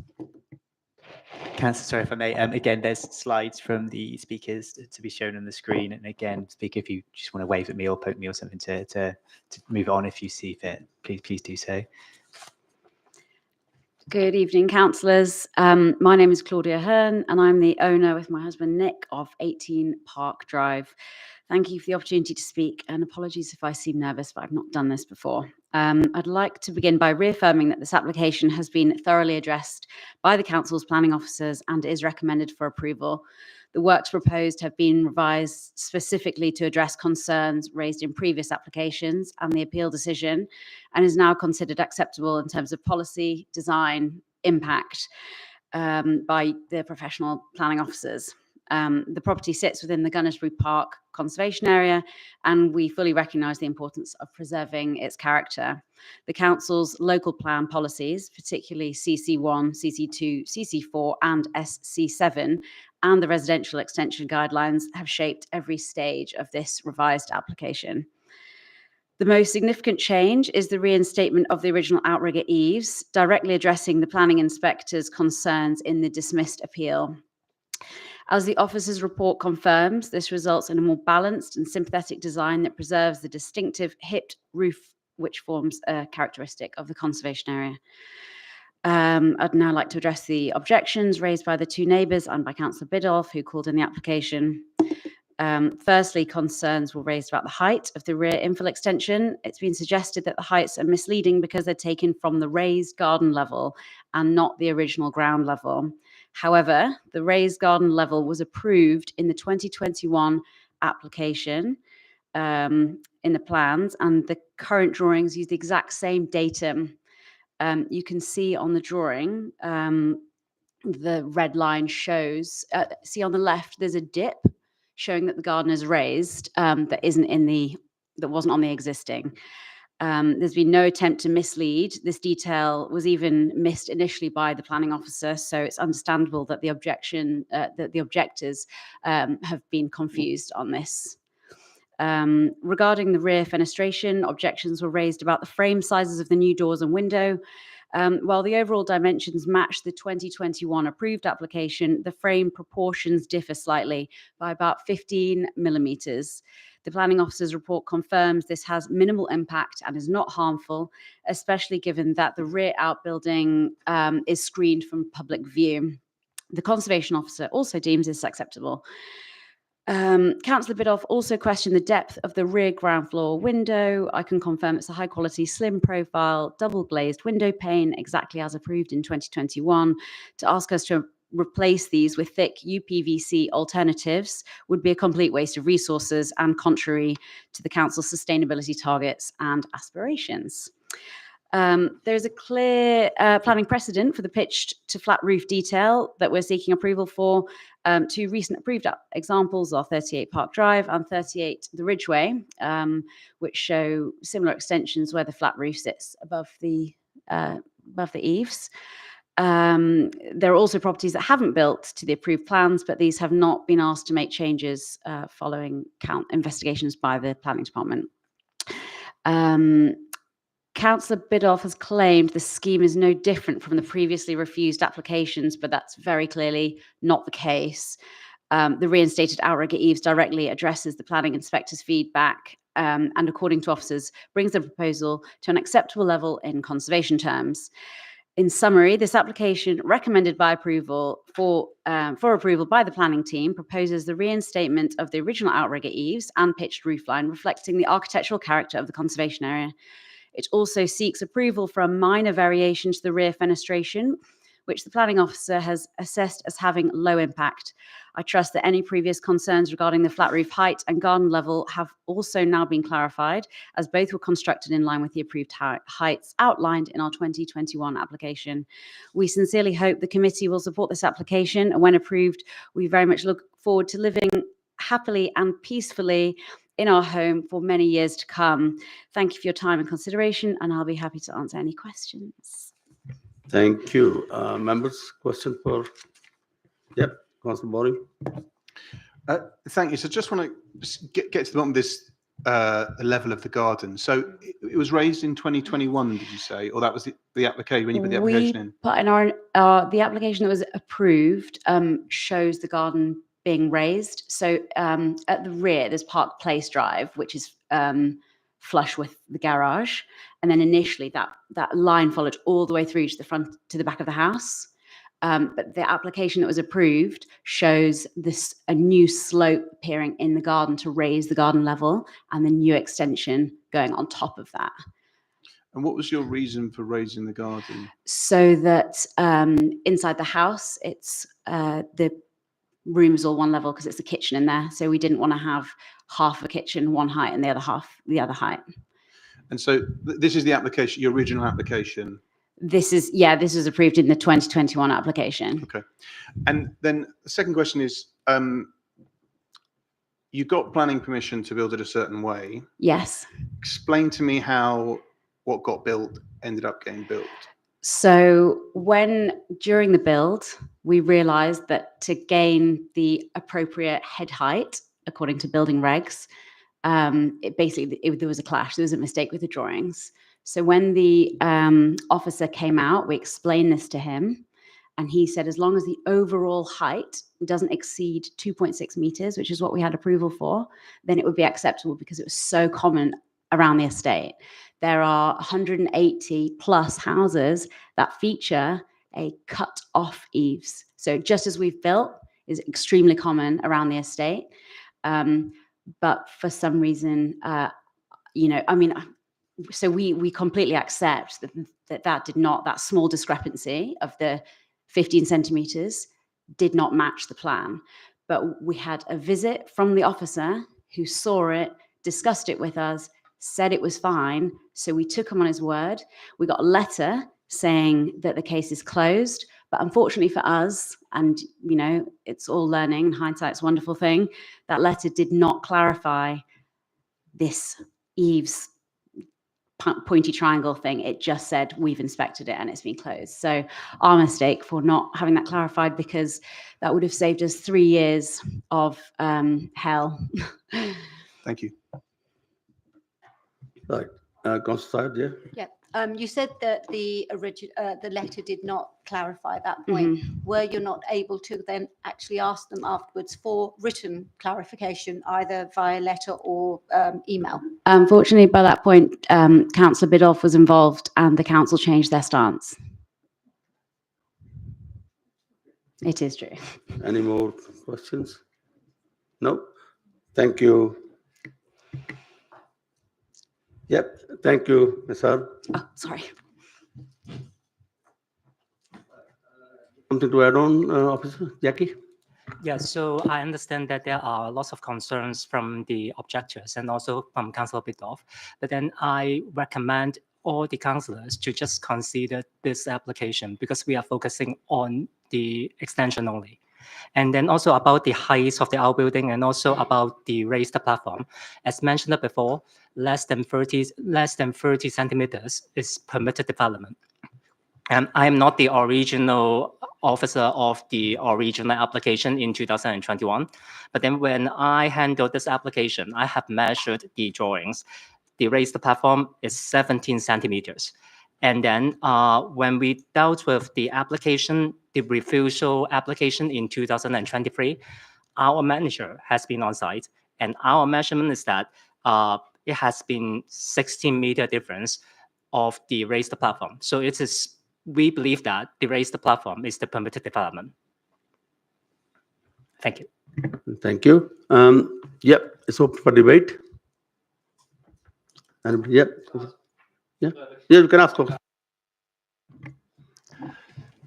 So just so I understand, so I think I understand where we are at the moment, and thank you for clarifying that we're actually just talking about this bit here and the back rather than any of the other bits.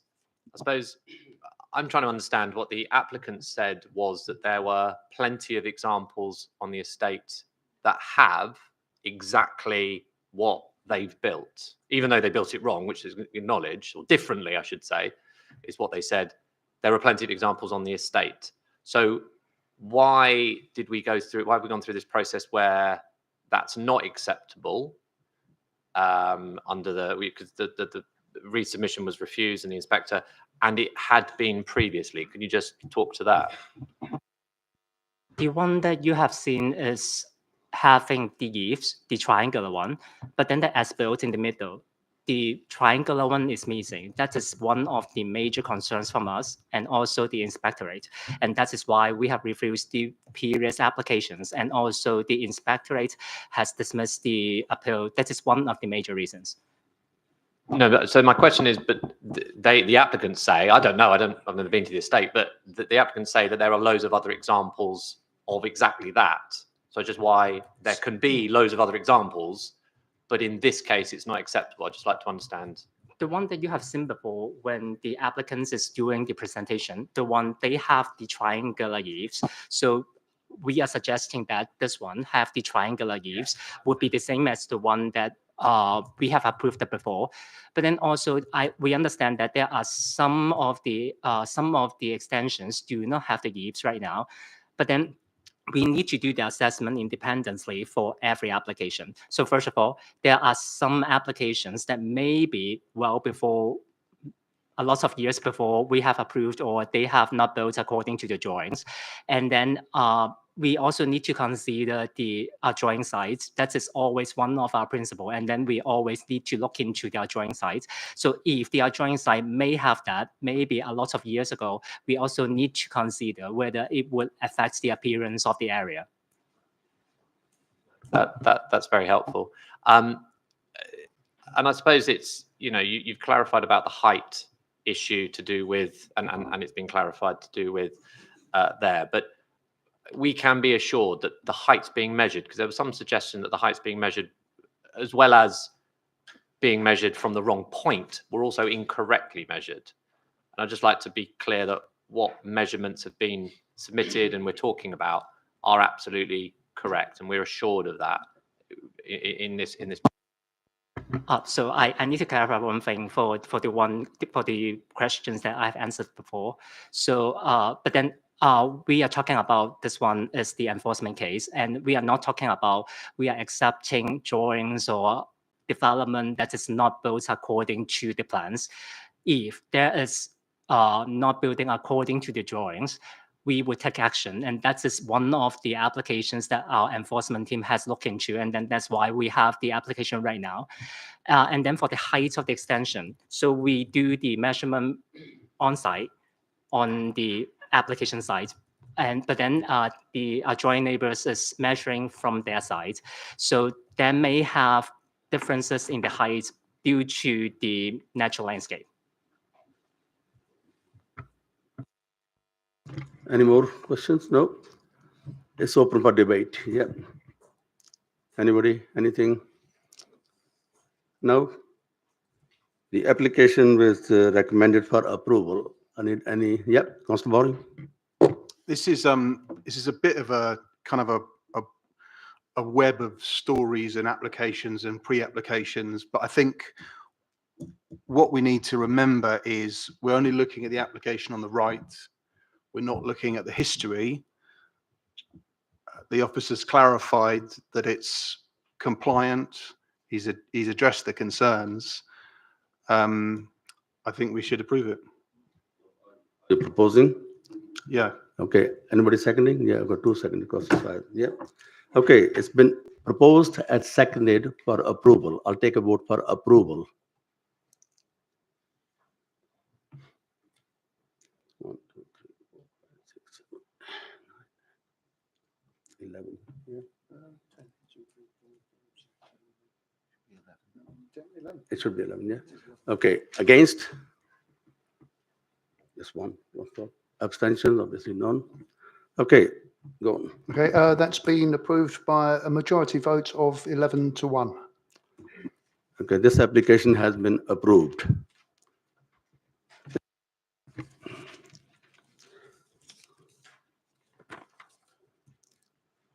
Right.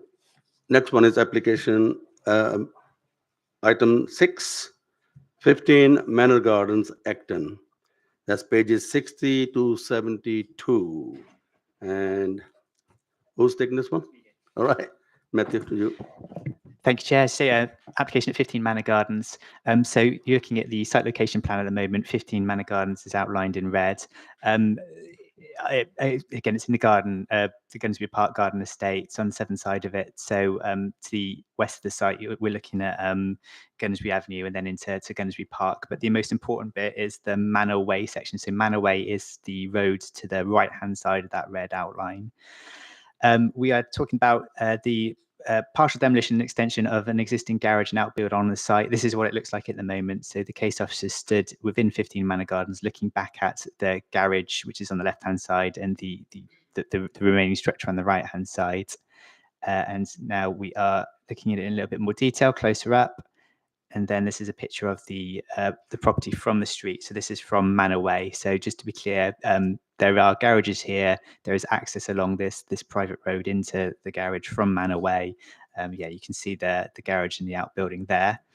And this is a plan of what it looks like at the moment. And then hopefully you can see this compared to what is proposed in terms of enlargement, if that works. But essentially what you can see is that there's, again, so they're demolishing part of it, rebuilding part of it, and then they're extending it backwards towards number 15 itself. So that's what the footprint looks like.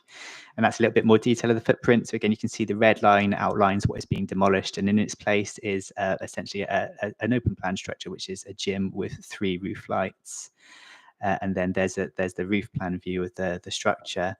Yeah, so this is the front elevation. So this is what you would look at when you're looking from within the property towards the new outbuilding. This is the side elevation. And then this is the rear elevation. So this is when you're on Manor Way, looking back at 15 Manor Gardens. So much the same against the last application. Within the Gunnersbury Park Conservation Area, there's an Article 4 direction attached to it, controlling restricting extensions. And there were 2 objections to this. And then I think I'll possibly leave the rest to the speakers, if that's okay, Chair. Thank you. Questions for Matthew? Nope. Thank you. This application has been called in by Councillor Biddulph again. Yeah. Can I invite Councillor Biddulph, please?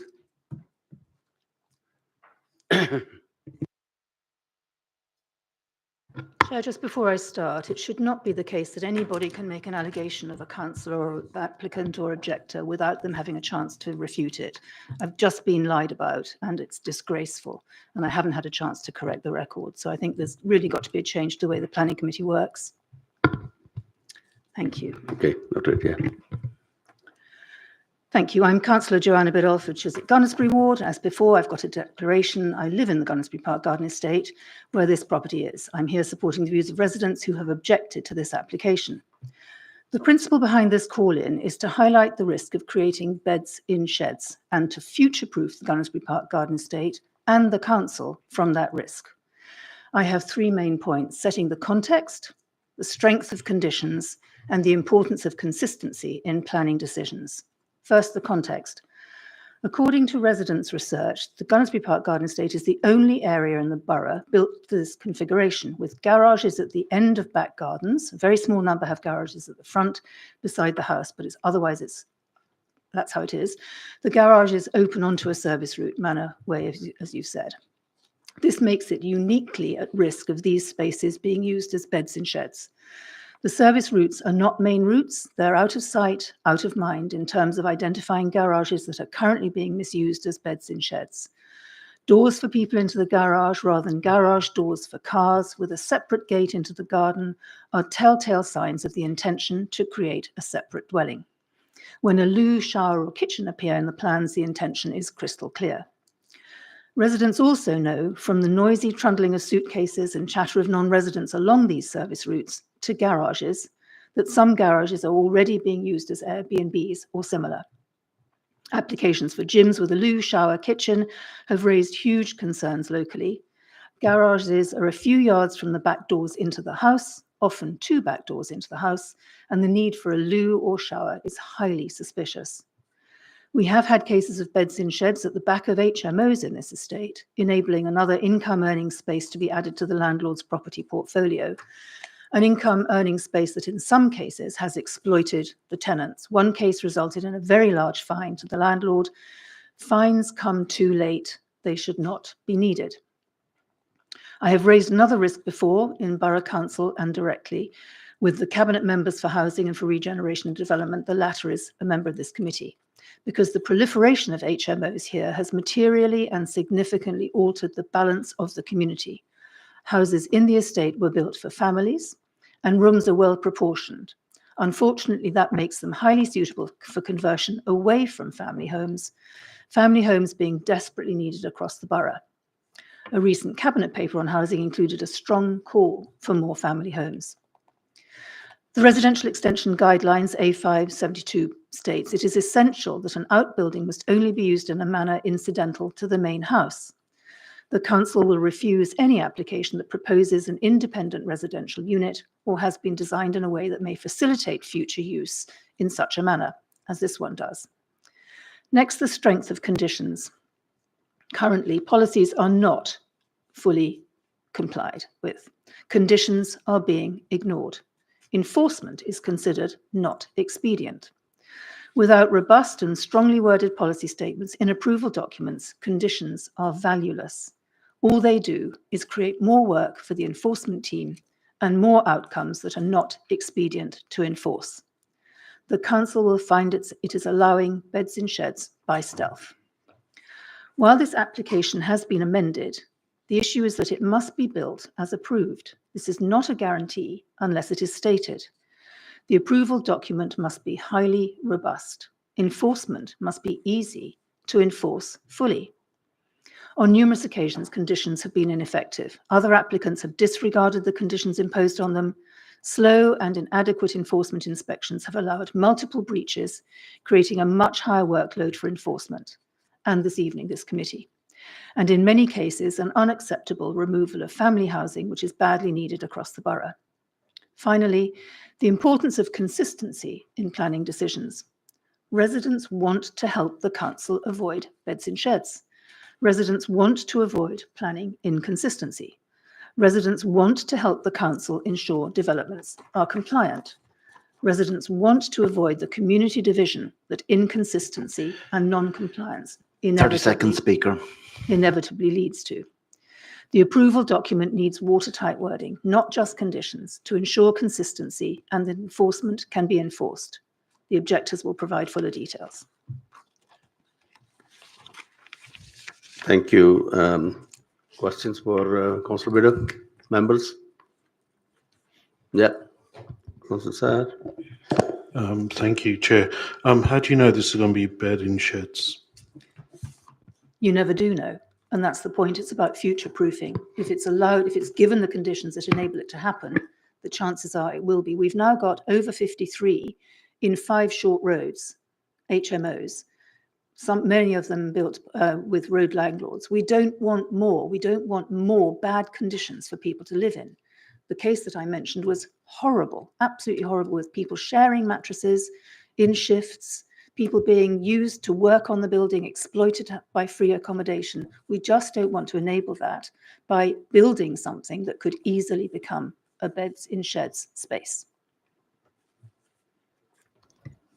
Yeah, Councillor Saad, yeah. Yes, I was just going to say, I totally agree. Rogue landlords are, a scourge really. But have you got any, or have there been any beds in sheds found on this particular estate? Yes. How many? I don't know what the total is. I've reported one, and the HMO team went in and closed it, but it's still there. It could still be used unless you're constantly vigilant.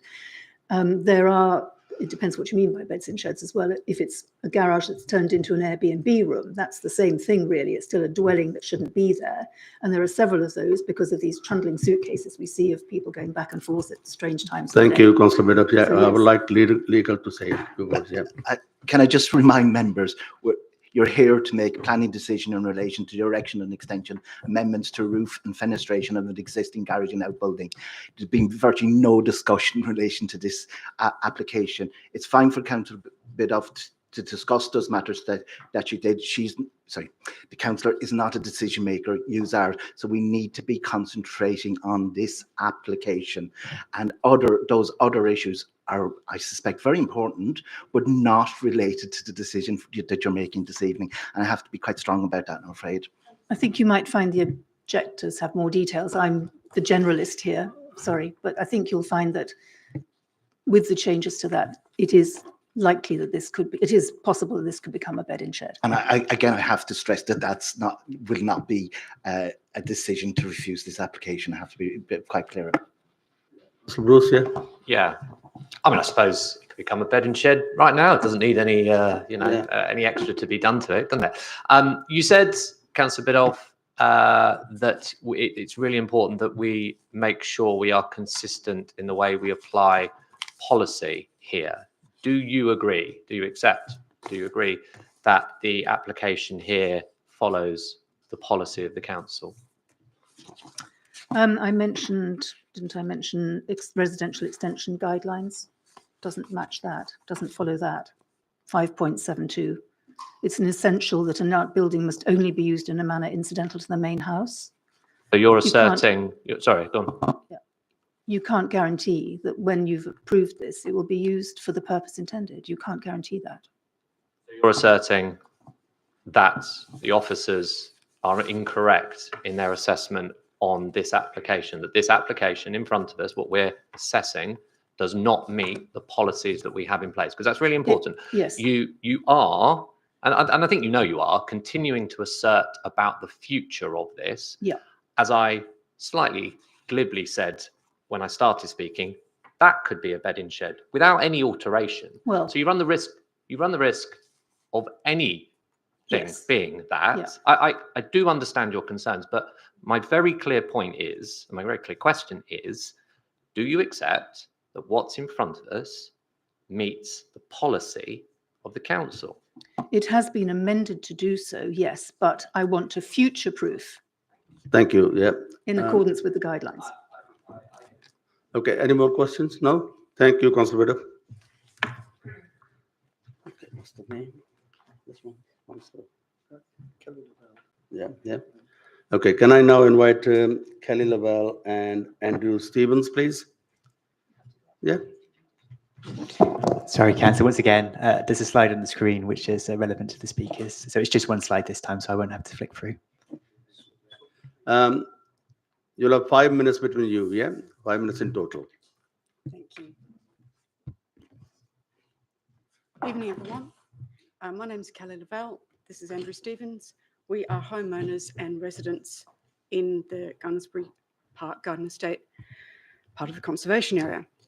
So tonight there are actually 3 garage conversions that we're going to be looking at. And I would like everyone to take a really long, hard look at diagram 1. Have a hard look at where the pitch roof meets the flat roof. I want to point that out because that is compliant.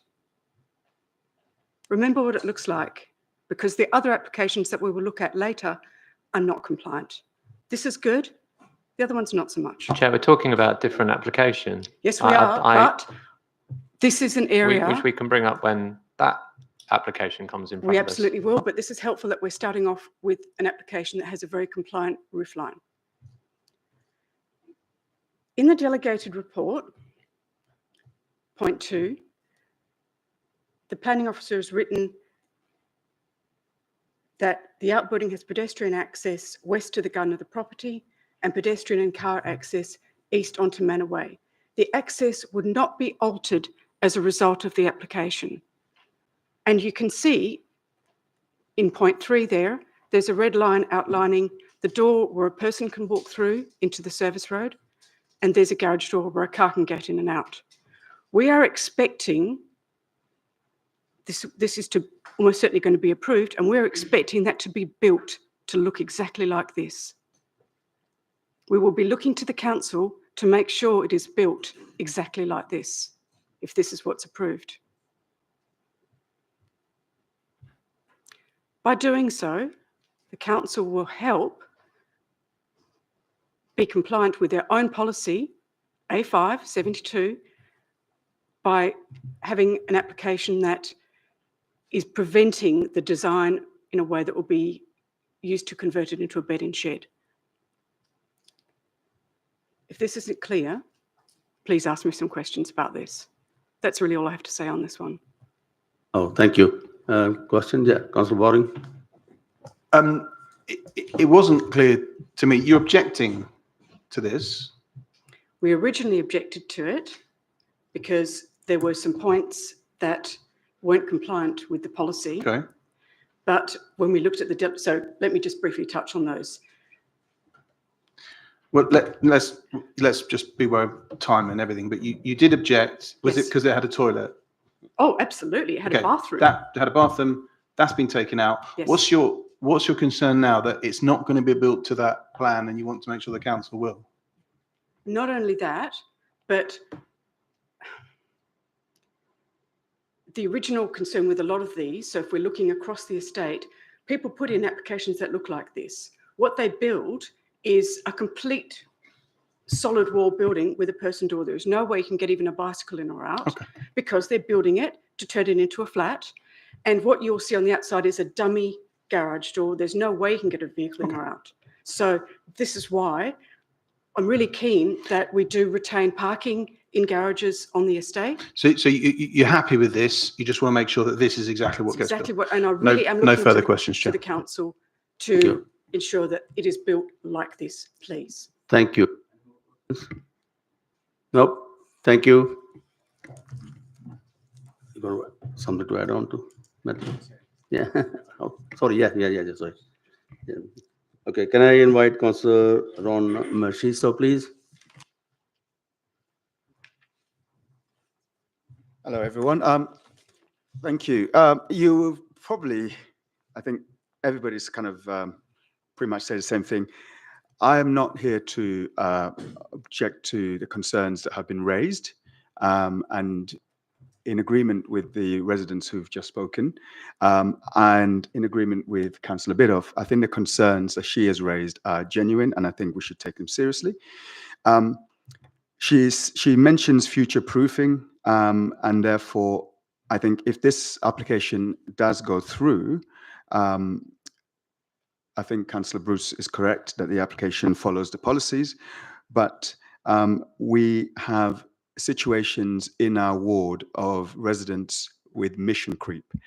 Now, that particular drawing you see there, if it is approved and it goes ahead, I want to make sure that the officers and the team here in front of me can make sure these conditions are actually followed and the conditions are set in the right manner.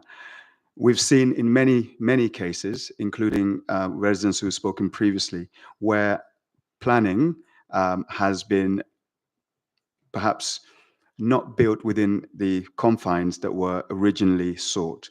So my main point here is I went to visit the site, I went to have a look around, and I actually spoke to one of the residents who had objected about this. And her biggest worry, which has been reflected with the previous speaker, is that approval of something of that nature does not necessarily mean that that would be what would be there in place.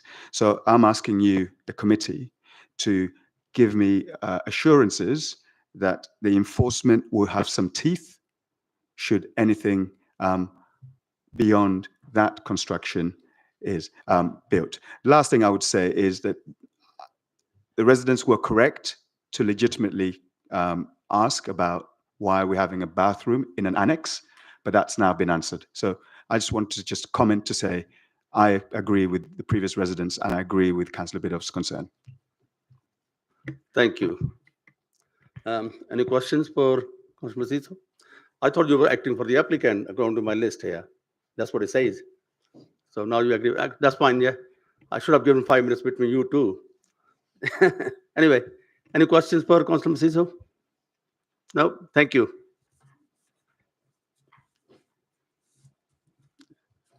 Matthew? Yeah, thank you, Chair. I'll keep it brief because I think what needs to be said has mostly been said, but as everyone's really referred to, it's the application is an outbuilding. It is not for a separate unit of accommodation. It is not for a HMO, both of which would need separate planning permission from us. So we can't consider those. It would be unlawful if we were to refuse an application on those grounds, likely be appealed against. We would lose that appeal. So we do maintain control. And yeah, of course, if concerns are raised with the future use of the outbuilding, then the planning enforcement team would visit and take whatever action is required to remedy such a breach. I'll leave it at that if that's okay, Chair. Yep, Councillor Body. This is completely compliant. Even the objectors were in favour of it, which I think is a first. So we should approve it. Okay, are you proposing? Anybody seconding? Yeah, Councillor Sidhu. Right, so it's been proposed and seconded for approval. I'll take a vote for approval.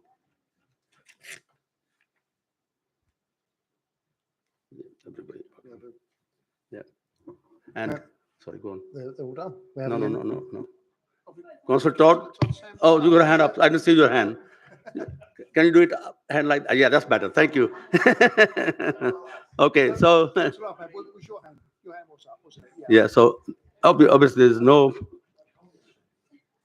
right, no abstentions, nobody against, approved. This application has been approved Yeah, that was unanimously. unanimous approval. Yeah. All right, members, would you like 5 minutes comfort break or you want to carry on? Yeah. You want to carry on? Excellent. Thank you. Right. Okay. Next item is now on the next item, Councillor Macizo, are you with Councillor Biddulph? Are you against? You're supporting the applicant. Okay, that's fine. I just want to make clear. Right. Who's taking this one? Councillor Jackie? No. Officer Jackie. Hi, so this is another site in Gunnersbury Park, and then this is 62 Park Drive. Can we get back to the first one? Sorry. The one that we are concerning about is the one with the white gate. That is number 62. So that is the existing outbuilding, and the applicant is proposing to demolish this one and then build a new one. The site is in Gunnersbury Park, and then it is at the front would be the Park Drive, and then the rear is the Park Place Drive. The photo that has been taken is from the Park Place Drive. And then, so this is the proposed drawing you will see. So you see that there is still the pitched roof, but then there would be an extension, the flat roof. The height of the extension would be 2.9 meter tall. So we do not believe that it will have harm to the adjoining neighbors. And at the same time, we believe that there would be no harm to the conservation area because there is quite a lot of very similar extensions in the Gunnersbury Park. For the use of this one, it will be used as a gym and also a storeroom, so the use is acceptable. But then we understand that there is concern about the future use of the site.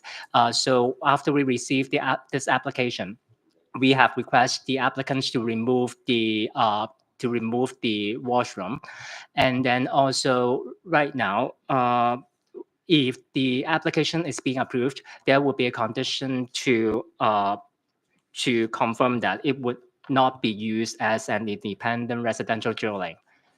And also we have done the site visit for this one.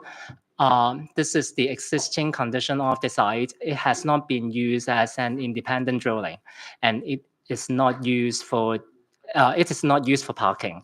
So there would be no increase of parking pressure in Gunnersbury Park. That is the reason we recommend the approval. Thank you. Thank you, Jackie. Questions for Jackie? Yeah.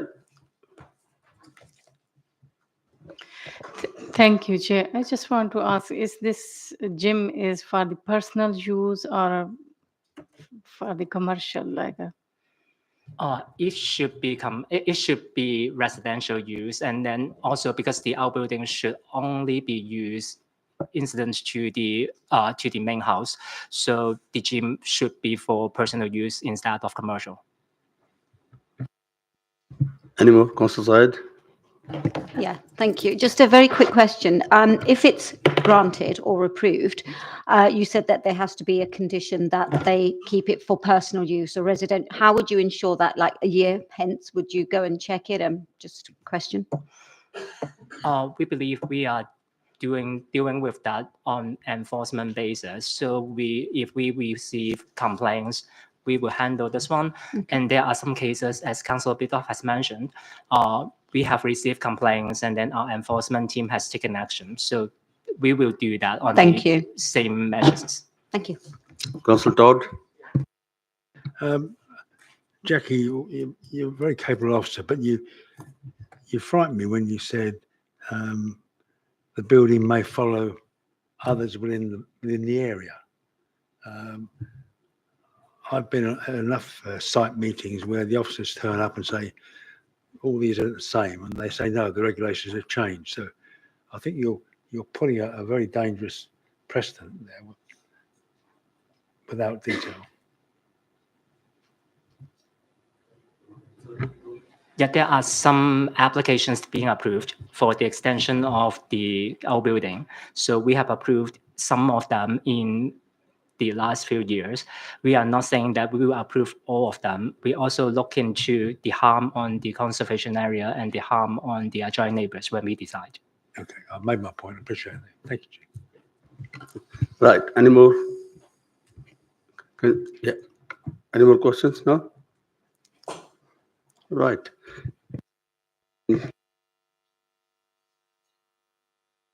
Invite Councillor Biddulph again, please. Yeah.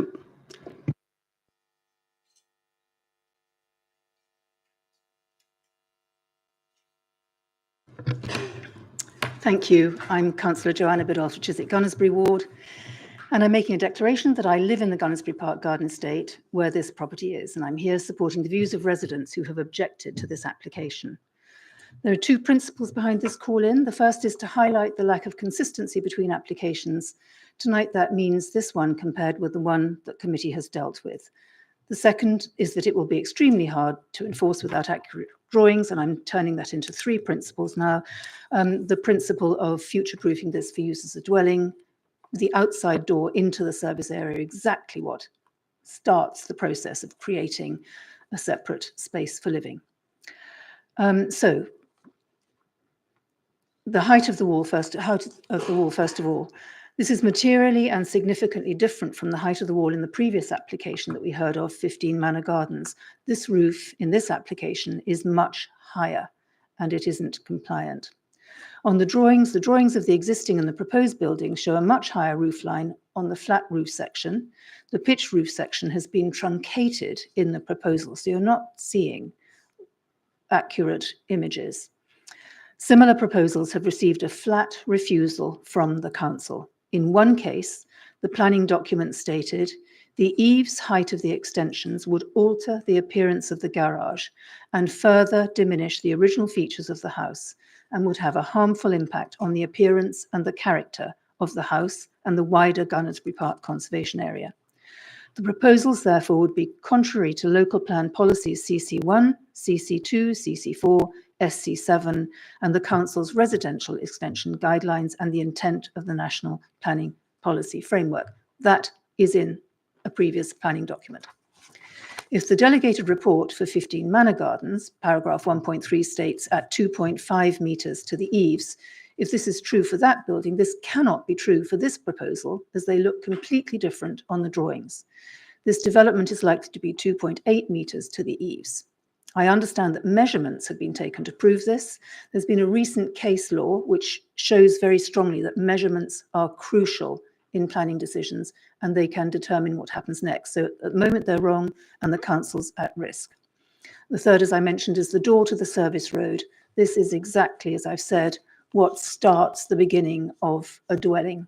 You do not need a door there next to a door into the garden. This is ripe for separation into a separate dwelling. So back to consistency in planning decisions. It's crucial because residents want to avoid planning inconsistency. Residents want to help the council ensure developments are compliant. Residents want to avoid the community division that inconsistency and non-compliance inevitably leads to. The drawings and dimensions must be corrected and accurate so that, if necessary, enforcement can be enforced, and the objectors will provide fuller details on the detail.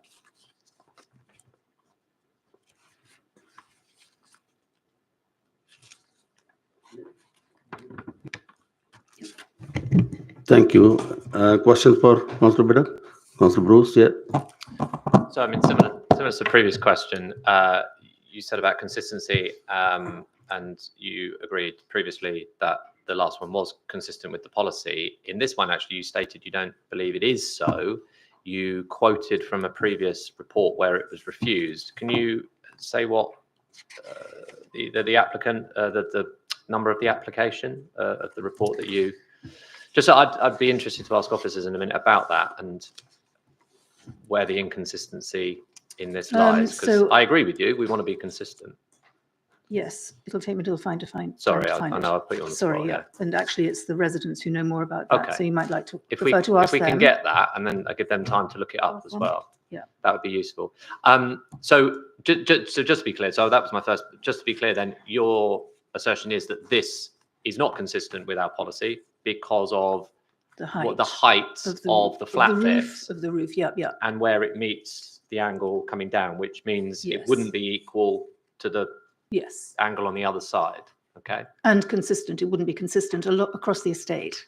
I don't think you understand really how, if you haven't been there, how consistent these eaves are. You know, kitchen to kitchen. I have a reasonable imagination. I can gather. No, I do understand what you're saying. I understand what you're asserting. I'd like to understand from officers what they say in a second about what you're saying there. I mean, you're right. You can't tell one way or the other from these drawings, so it'd be useful to know. So that'd be good to get that Detail. planning detail to Yeah. find out how it matches up to this one or not. Thank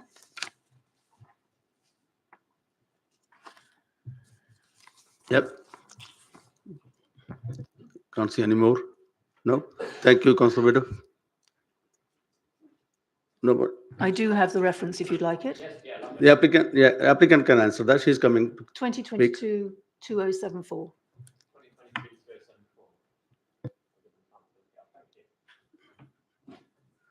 Okay, can I? Kelly Lovell, please.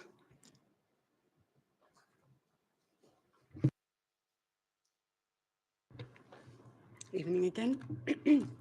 So thank you very much for bringing up the slide. So we're going to get straight into roof heights. You saw on the previous slide that they showed side by side the front and rear elevations. That really doesn't give you a true picture of what's going on here. So cast your mind back a few minutes to 15 Manor Gardens. Remember that the flat roof section was very, very close to, exactly like figure 1 shows here on the left. That's what 15 Manor Gardens had. That's what you've just approved. What's proposed here in figure 2, that's a much higher wall. It isn't compliant, and it cannot be 2.5 metres tall, as the delegated report says. It just cannot be. Tape measures don't work like that. That's my first point. The second point is the access door out into the service road. There is on the plans a doorway from the garden of the property into the gym, and there is a gate, you can see it right there, that leads from the garden into the service road. There is no need for an additional door, and other applications have been refused, and I'll give you the number so you can look it up. P 2025-0064 was refused because they had an access door into the laneway, and it was refused because we're back to our old friend A572. It's facilitating future use as residential, as independent residential. That's all I have to say on this one. Thank you. Questions for, yeah, Councillor Bruce? Yeah, just to be clear. So you're saying on the last point you made, the application you're talking about, 2025, whatever it was, the reason it was refused is because of the access door. One of the reasons. Right. That was stated in the One of the delegated report. reasons is down to the door. Okay. One of the other The reasons single was excessive height and mass. similar to this one, you're saying. Okay. And that was 2025. 0064. Okay, any more questions? Well, no? Thank you, Kelly. Jackie, you want to come back on that one? So for this one, our conservation officer has no objection to the height of the flat roof. So we believe that there is no harm to the conservation area. And then for the doors, the one that on the right-hand side, so that would be a wooden door, and then this would be the one that replacing the existing wooden door. That is for fire escape. And then the one at the proposed rear, there are some approved proposal also have the door, so we do not believe that there is harm to the appearance of the area. And then for the application that Councillor Biddulph has talked about, the main refusal reason is about the gate, because the gate would be extending for the whole width of the extension. That is the main refusal reason, and that is also the main refusal reason by the appeal. Thank you. Councillor Masisto, you don't want to speak now, you said, yeah? Yeah, that's fine. Yeah, thank you. All right, thank you. Any more questions for the officer? No? Yeah. Yeah, go on. Yeah, no, so just going back on what was said there, so we had 2 application reference numbers said where it's asserted by the objectors that they were refused on a very similar basis that we are being given or suggested that we approve this one. So I'd like to understand, if we can, why the discrepancy or seeming discrepancy in those 2 or 3 cases. If I understand correctly, the one that the objector has referred back to is P2025-0064, isn't it? The one is not having the same design. It is way bigger because I am the planning officer. So that one is way bigger. And then there are multiple refusal reasons for that one. For example, because they have proposed that for a residential room or something related to that, and then they have they have bathroom. So these are multiple reasons for us to refuse that. And then they have a bigger extension. So that is the reason for refusal at that time. So it's not simply the case that it's the height and the door is the reason for the refusal on the other one. There's a multiple number of reasons why the other ones were refused, and For this this- one meets For the our 0064, policy. for the 0064, the existing one has already been built, extend to the whole width of the site. So they are having an extension towards the house. So that this is not the same application we are talking about. Yeah, Councillor Syed. Yeah, just two things, please. One, I would like it to be clarified as to whether the height is compliant or not, because I'm hearing different things. And the other question is the second diagram, the fire escape door, that I presume is on the side.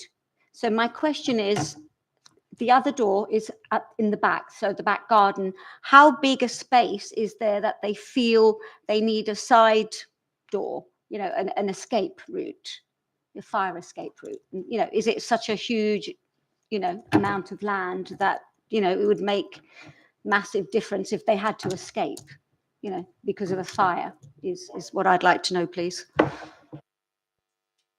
So we are dealing with the application. When we do the assessment, we need to confirm there would be no harm, or at least not unacceptable harm, on the appearance of the area and also the adjoining neighbors.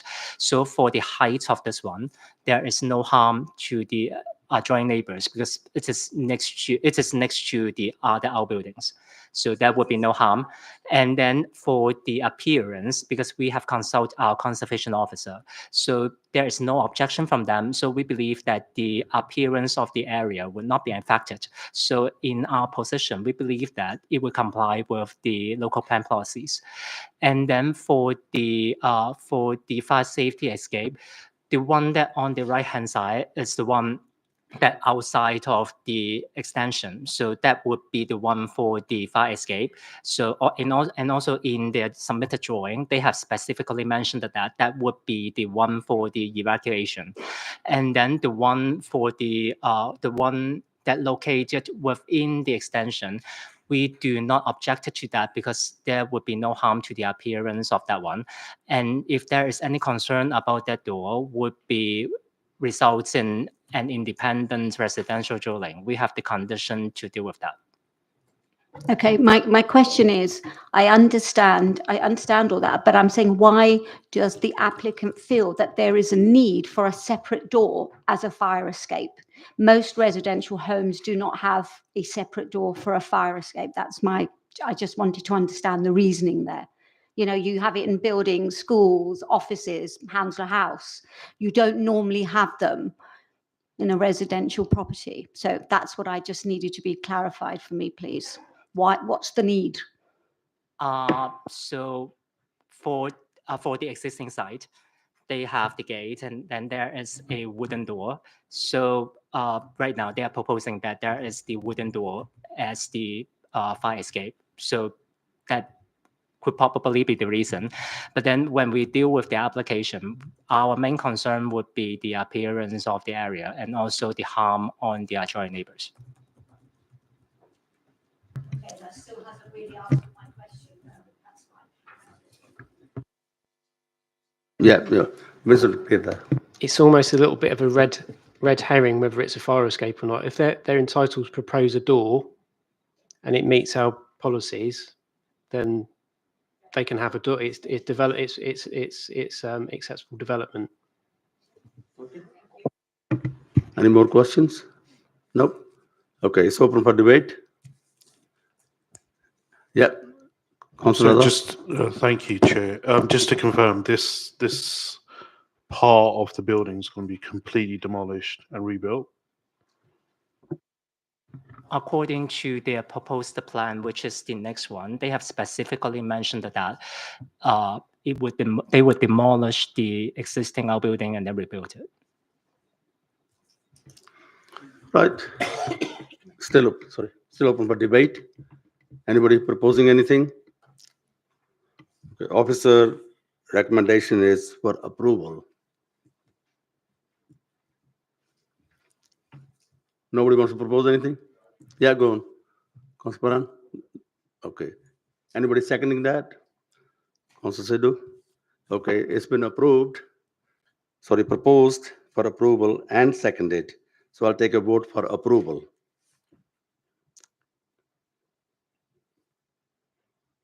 One, two, three, 4, 5, 6, 7, 8, 9, 10. Yep. Right. Against? Abstentions? 2 abstentions, yeah. So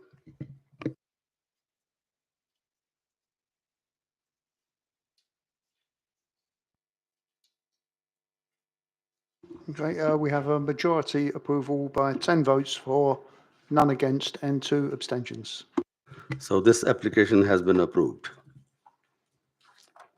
Okay, next one is agenda item 8, 3 Ridgeway, Chiswick. And that's from pages 86 to 101. And who's taking this one? Yep, Daniel. Good evening, committee. I'm Daniel Hughes. I'm a planning officer in the East area. So the next case is 3 The Ridgeway, and the proposal is for the erection of a single-storey side extension to an existing single-storey rear garage outbuilding with associated alterations and use for incidental residential use. So this house is also situated in the Gunnersbury Park Conservation Area within the Garden Estate. The single-storey side extension is to the existing rear garage, which is part of the sequence of uniform semi-detached garages you've seen in some of the other properties earlier in the meeting. The proposed site is said to measure 1 to 1.85 meters wide by 3.95 meters deep. It would have a chamfered side elevation, side door and windows. There'll be some other alterations to the original garage, so the front door will be removed and infilled the void. The garage door at the rear, facing onto the public highway, would be retained but with internal wall, and there'll be 2 roof lights installed to the original garage roof plane. A previous version of the drawings that was published at the beginning, the original submitted version, included a toilet and shower room, which has been removed and subsequently republished several weeks ago. There was also a further amendment made to set in by 85 centimeters the side extension from the rear boundary treatment, which was both to retain the uniform design as the site section is not full width. The applicant wished to retain a gate, and we require them to retain it with its existing design rather than moving the gate. Also, we have been able to keep a section, so 85 centimeters deep, of the original roof eaves, which is what you see, which is in one of the rear proposed rear elevation here, from the public highway to the rear, the service road. Just a few other points on parking. The current owner is not, doesn't own a car and isn't using the garage as parking. It's being used for storage. It also doesn't comply with the council's parking policy. It's 20 centimeters, not wide enough for an average modern family car to fit into it. If the car parking is removed, a car can be parked under the controlled parking zone rules. This is a controlled parking zone on the public highway to the rear, and a permit would be required to park elsewhere within the designated base that the council would obviously determine in the normal way. There would be a condition applied if the application is granted, similarly to some of the earlier schemes, requiring it to be used for incidental residential use to the enjoyment of the main house only, which explicitly prevents it being used as a bedroom, toilet, bathroom, or kitchen, as a self-contained dwelling, or as a company office or commercial use. I think covered most of the issues here. Just to make it clear that the conservation officers and transport planning officers did not object to the planning application. We did receive 2 objections, and obviously the calling from Councillor Biddle. Okay, and I think you can cover anything else once you've heard the speakers. Thank you very much, Chair. Thank you, Daniel. Questions for Daniel, members? Nope. Oh, right. Thank you. Can I ask Councillor Biddulph again?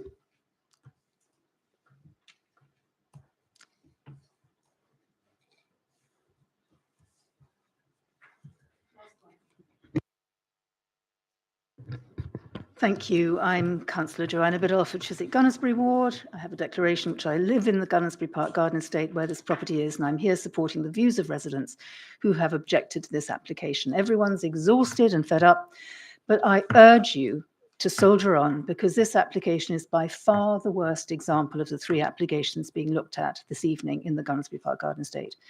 It raises three last ones, the 3 significant concerns: planning inconsistency, breach of policy, and its design facilitates the future use of the garage as a dwelling.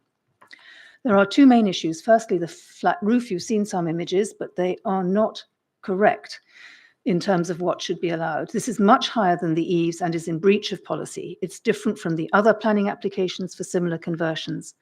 The delegated reports for both previous applications state the roof should be 2.5 meters to the eaves. The flat roof for this application is 2.88. No other garage conversion has been permitted until this evening to use a similar design. Why are we giving these special exemptions? Second, its future use as a dwelling. The design will, without doubt, facilitate future conversion to an independent dwelling, just as the previous one did with the fake fire escape, which is absolutely a route to a dwelling. With doors and windows on a side wall, the extra high roof height, independent access, no windows or doors facing the house. This would allow for it to be completely fenced off from the main house. We've seen this with another house on the estate very recently. Enforcement has found this exact layout used to create studio flats in another house in this conservation area in clear breach of policy. It is nonsensical to enable it again. Whatever the stated intentions of the current owner, the consequence will be to make it easy for any future owner to misuse the space. I refer, as I did for the previous application, to residential extension guidelines, our old friend, as was said earlier, A5.72, which states, it is essential that an outbuilding must only be used in a manner incidentally to the main house. The council will refuse any application that proposes an independent residential unit or has been designed in a way that may facilitate future use in such a manner, as is the case here. Even more worryingly, there is a companion application for the house to install a downstairs bathroom and 2 downstairs loos. How can it be necessary to do this in a family home? You're going to tell me that I'm only allowed to talk about the application that's here, but this is the worrying thing about the HMO and planning policy rules. It allows landlords to do things serially without it being obvious that what they're doing collectively is setting up either an HMO or independent living in a shed. The planning team refuses to allow both applications to be viewed jointly, but the cumulative effect of both applications is that the owner is creating an HMO by stealth. This is another example of creep towards an HMO, of which there are already a disproportionate number in this conservation area. We've currently got 53 out of 480 houses, 53 and 5 short roads. The committee must note the cumulative effect of both applications on the one property. I urge the committee to refuse this application. It should only be approved with reduced height to the roof to match other applications, no door or window opening to the side, a clear statement the building must not be divided from and separate to the main house or used as a separate dwelling, and clear statements that make it certain that enforcement can be robustly enforced. As I've said before, residents want to avoid planning inconsistency. Residents want to help the council ensure developments are compliant. Residents want to avoid the community division that inconsistency and non-compliance inevitably leads to. What we're trying to avoid is coming to you to say, I told you so. Thank you, Councillor Biddulph. Questions for Councillor Biddulph? Nope. Yeah, go on, Mr. Bruce. So I'm unclear because I've obviously missed that. You're saying that this will be, your assertion that this will be fenced off from the rest of the house? Can be fenced off, yes. Oh, can be. Can oh, I be. see. Because right. if So that's you- not what's in the plan. So the plan, okay. Yes, you will see more about this in a minute, I believe. But having access, again, from the access route, it's a person access rather than a garage access. So it's people come into the side, can easily go into the side without having anything to do with the main house and use it as an independent dwelling. Like a like a garden gate coming into the garden. Yes, but it's not, yes. Okay, but my question was, so yeah, Yeah. you're saying it could be, it's not in the plan, Yeah, and that's not what we're, yes. It's, okay, this is the most obvious one that fine. is Like going it down could that be route. used for something. For future use. But what, yeah. Yeah. Any more questions? Thank you, Councillor Bitter. Can I invite Kelly Lavelle again? Yeah. And Mr. Stevens, do you want me to speak here? Chair, if it's okay, sorry. All right. One last time, sorry, Chair. So there is a slide on the screen which is from the speaker. So if you could refer you to that. Thank you. Top work on the slides, by the way. Okay, so this application is not like the other two. You can see it's a completely different design and really does look significantly different. And it does, unfortunately, appear painfully likely to lend itself to future conversion. So where to begin? We have a bingo card of policy breaches on this one, unfortunately, and I'll rattle through them really fast and then maybe we can have some questions. So A511 of the REGs, the height of a single-storey rear extension should appear in scale and subservient to the host dwelling. Well, you can see that that flat roofed extension is sticking up miles above the eaves. One thing we're coached on over and over by planning officers and through the conservation area guidelines is that flat roofs should be under the eaves. I think we all had enough of that tonight after 18 Park Drive. This one is poking up miles above the eaves. Why does it need it? The other two applications, certainly 15 Manor Gardens, had a nice roof line. So why is this one looking like this? Next one, section 8.4 in the RAG's design, A571. The council will not normally allow rear access to a building. Doors and windows should be installed primarily within the front elevation to avoid overlooking neighbouring plots. The front elevation is the one that looks into the garden. That's the blank wall figure D there. Why haven't they put any kind of windows or doors into that side? I'll tell you why. Because what they're doing, whether they mean to or not, is facilitating future use. Have a look at item 3 there. That is a live property in the conservation area right now. It's been carefully fenced off. It's a separate dwelling.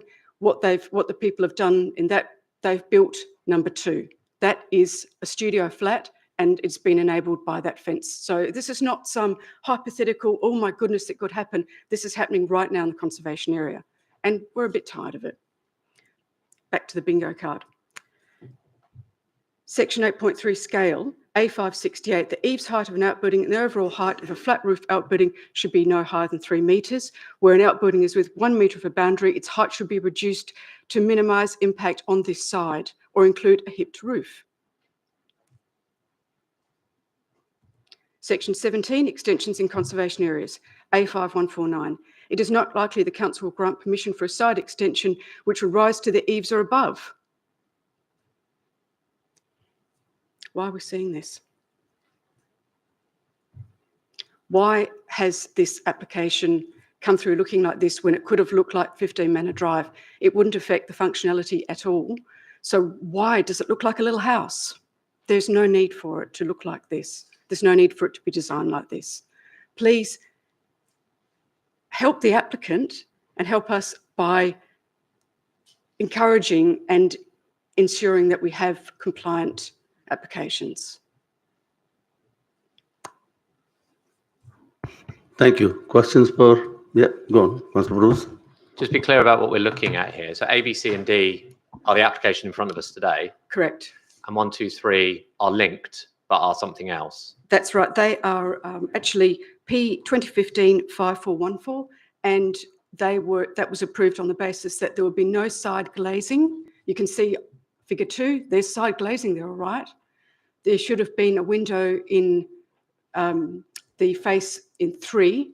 There should have been a window there. That's what was approved. They've never put the window there. They fenced it off. So they didn't build to what was approved. Yeah, so you're saying so 1 and 2 are the proposed, is the floor plan and side elevation proposed, and number 3 is what's built. And you're saying what was built does not meet what the proposal is. That's just, yeah. 1, 2 and 3 are what we ended up with Yeah. in planning application 2015-5414 on But Princess one Avenue. and two are the proposal, and that was approved, and then 3 was built, which you say is not what 1 and 2 are. Is that what you're saying? I have to apologise, I've explained poorly. A, B, C and D is the current application, Yeah. right? Look at D. What you'll end up with is figure 3. No, but I'm asking about 1, 2, and 3. So Right. one and 2, it says proposed and proposed. That's what was submitted. Separate application. That's what was submitted and approved. You're saying that No, was 1 is what was approved. right. 2 is what we got. Okay. So number 2, Where let does me that point come out from, the Matt? breaches in number 2, just to make it clear. So number 2 was approved as a double garage with a garage door. There's no garage door on that property. And it was approved with a condition that it was not to be residential. It was also approved no side glazing. Now it's quite obviously got 2 side windows in it. It was designed and built as an independent dwelling despite it's broken all its conditions. I'm lost. Where does number 2 come from? So Number that's- 2 is what they ended up with. Who's designed that then? Where's the image come from? That's not what was proposed. That's the reality. That's the as-built. Okay, So, hang on. can I- Just for clarification from the legal, yeah. We're talking about a completely different application that I'm trying to ascertain the relevance to yeah, the and that's why original one, and I'm I'm assisting struggling to see. That's what I'm saying. I cannot see any relevance indeed. in relation don't. to what's above. You can't anticipate. I get what you're trying to say, and I can see kind of, but it doesn't necessarily fit. Where so just to clarify, where the image number 2 came from is that house at 65 Princess Avenue has recently been put on the market, and one of the selling points was that it had a summer house, an independent summer house in the backyard, and so it was very. Sorry, I have to repeat, it's totally unrelated to the application in front of members, in front of, it is. An example, it is an example of what will happen. That was not, was built, not approved. And so we need to, members who are making the decision tonight need to discuss the application that's in front of them. That is now with enforcement. So if this is approved, it would just. So can you just clarify that? So that's being enforced upon right now. Enforcement team are investigating. They're investigating it right now. So the And they have approved. So confirmed- just to be clear though, so what was proposed there in number 1 was what was approved, and that meets policy. Yes. You're saying what was then published is number 2. That's not policy, and 3, which is built, and someone has asked that to be investigated. And our enforcement team are investigating a breach of planning. That's what Correct. you're saying. Excellent, lovely. Thank you for the clarification. Okay, right. I'll come back. Any more questions for the objector? No? Councillor Maciso, you want to speak? Yeah, we'll come back on that.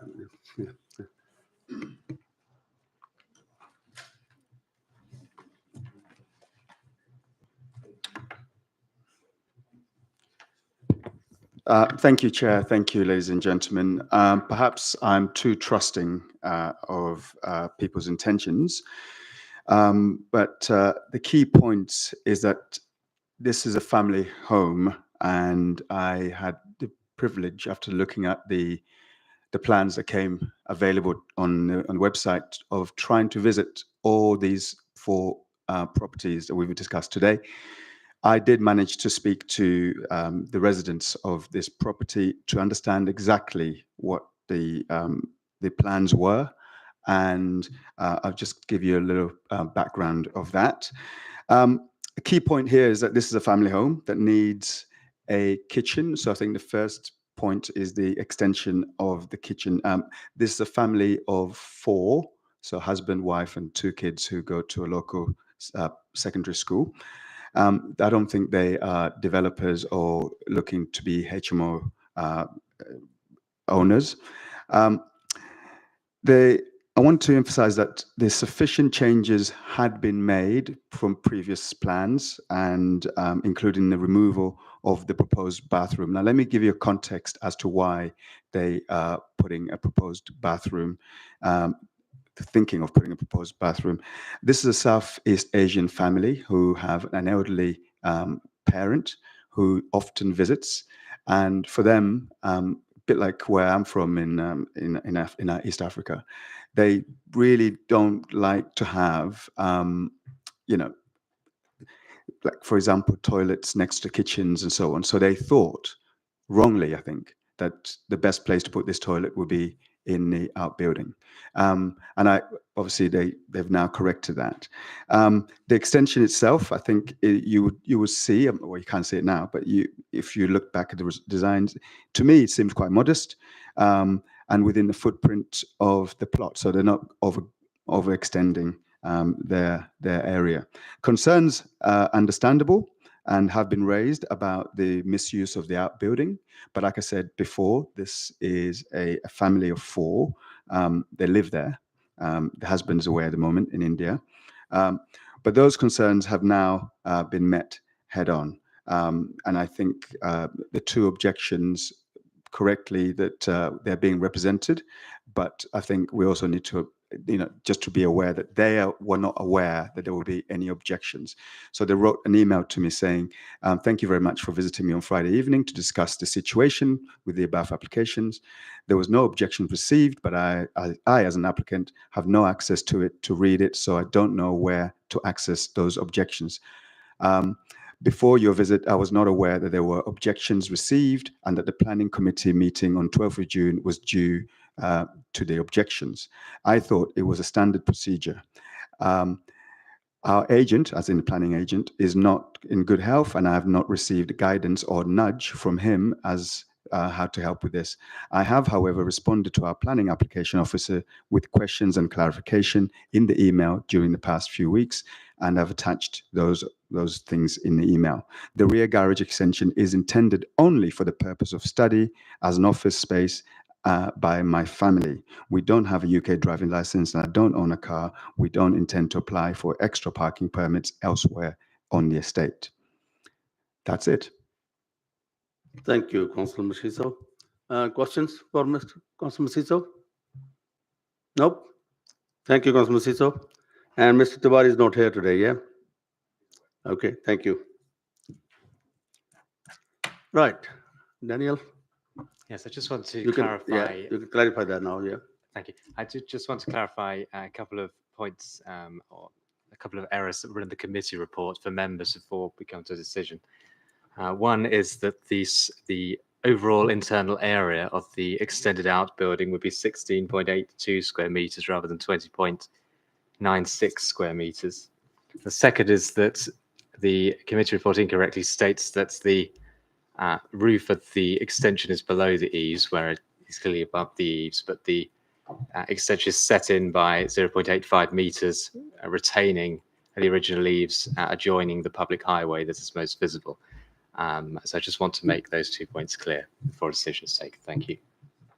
Right.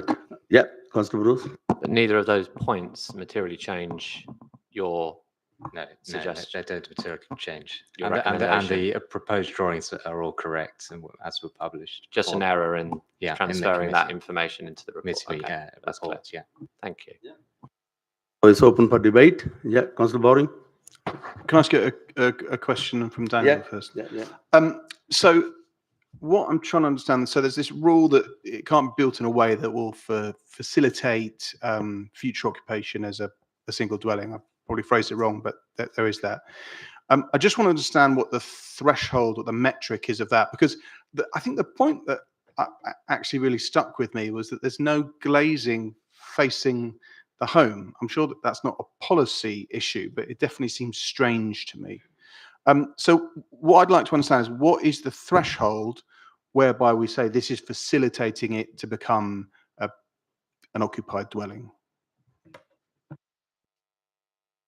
It would need to include primary residential facilities, including sleeping facilities and/or bathroom facilities and/or kitchen facilities. and have relatively easy or direct access independently. And it would be determined by the planning enforcement process, which would involve site visits that would obviously see if those things apply, but also whether it appeared that there was a separate household living permanently or for a long period. I'm not interested in the enforcement bit. I'm interested in the construction bit, facilitating future dwelling. So you're saying you have to have sleeping, bathroom, cooking facilities. Primary residential accommodation. So primarily those three: sleeping, So this kitchen, bathroom. This layout, whilst strange that it doesn't have glazing facing the main house, that doesn't meet the threshold for facilitating future habitation. There's no requirement for a extended or new outbuilding to have a certain type of glazing to be considered incidental. So The whilst only you requirement could you could extrapolate from it, as the objectors have done, that doesn't meet the threshold in terms of policy. There's no glazing requirement relating to being incidental. The only requirement really on glazing is related to protecting neighbour privacy. The point I'm making is you could look at this and say it's a bit strange, and maybe it's because they want to do future occupation, but that's not enough of a reason. Not enough of the reason for refusal in relation to the use. Thank you. Right, Councillor Bruce. Yeah. So just a few comments, and on this specifically, but just sort of in general as well. I mean, I absolutely understand what Councillor Biddulph and the issues Councillor Biddulph has raised this evening and the objectors with regards to the issues they have or they feel that are prevalent on the estate that they live on. It sounds a very nice place to live, and as a planning authority, we would want to keep it that way. As a council, we want to ensure that people are continue to live there as happily as they have done. We've been very clear, and I think you've been very clear, and legal advisors have been very clear that we have to be determining on the application in front of us. That's not to say we should not be aware and mindful of the issues that have been raised, particularly about people living in accommodation like this. What's been pleasing is that I've heard from one of the objectors that on an application that they put up, not relevant to this necessarily, but that it's being enforced upon, and that enforcement are doing their job. And I think that there needs to be a clear understanding about the separation between our role here as planners on all of these, sorry, not planners, as planning committee, the role of planners, I've merged the two, and where enforcement comes in. I would also say in terms of HMOs, and wider enforcement as well, we have lots of measures in place, including new Article 4 direction that was introduced very recently on about how we manage and deal with HMOs. So my encouragement to the objectors here, any members on the estate, anyone in Hounslow at all, where buildings like this are being approved because they meet the policy, but are either not being built to the approval, like we've seen actually on the first item, or the second item, I should say, this evening, where there was enforcement on that when it wasn't built to the approval, or where it's being used in a way that doesn't meet the conditions, I request you tell us, and we will enforce in a variety of different ways. That's not for this committee, but it is important that people are aware that this council will take action. So I think, having heard that this meets policy, and making sure that those conditions and being assured that those conditions are in place to enable us to enforce if necessary, I'm happy to move approval of this. Thank you. Any seconder? Yeah. Okay, this application, the proposal has been moved by Councillor Bruce, seconded by Councillor Sidhu. So I will take a vote for the approval of application. Councillor Todd, are you voting for this? No. Okay. Thank you. Against? Abstentions? One abstention. Yeah.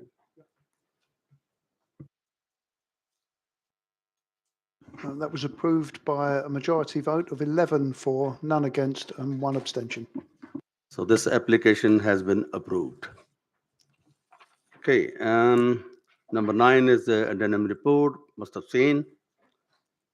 Number 10, any other business? I don't haven't been informed of any other business.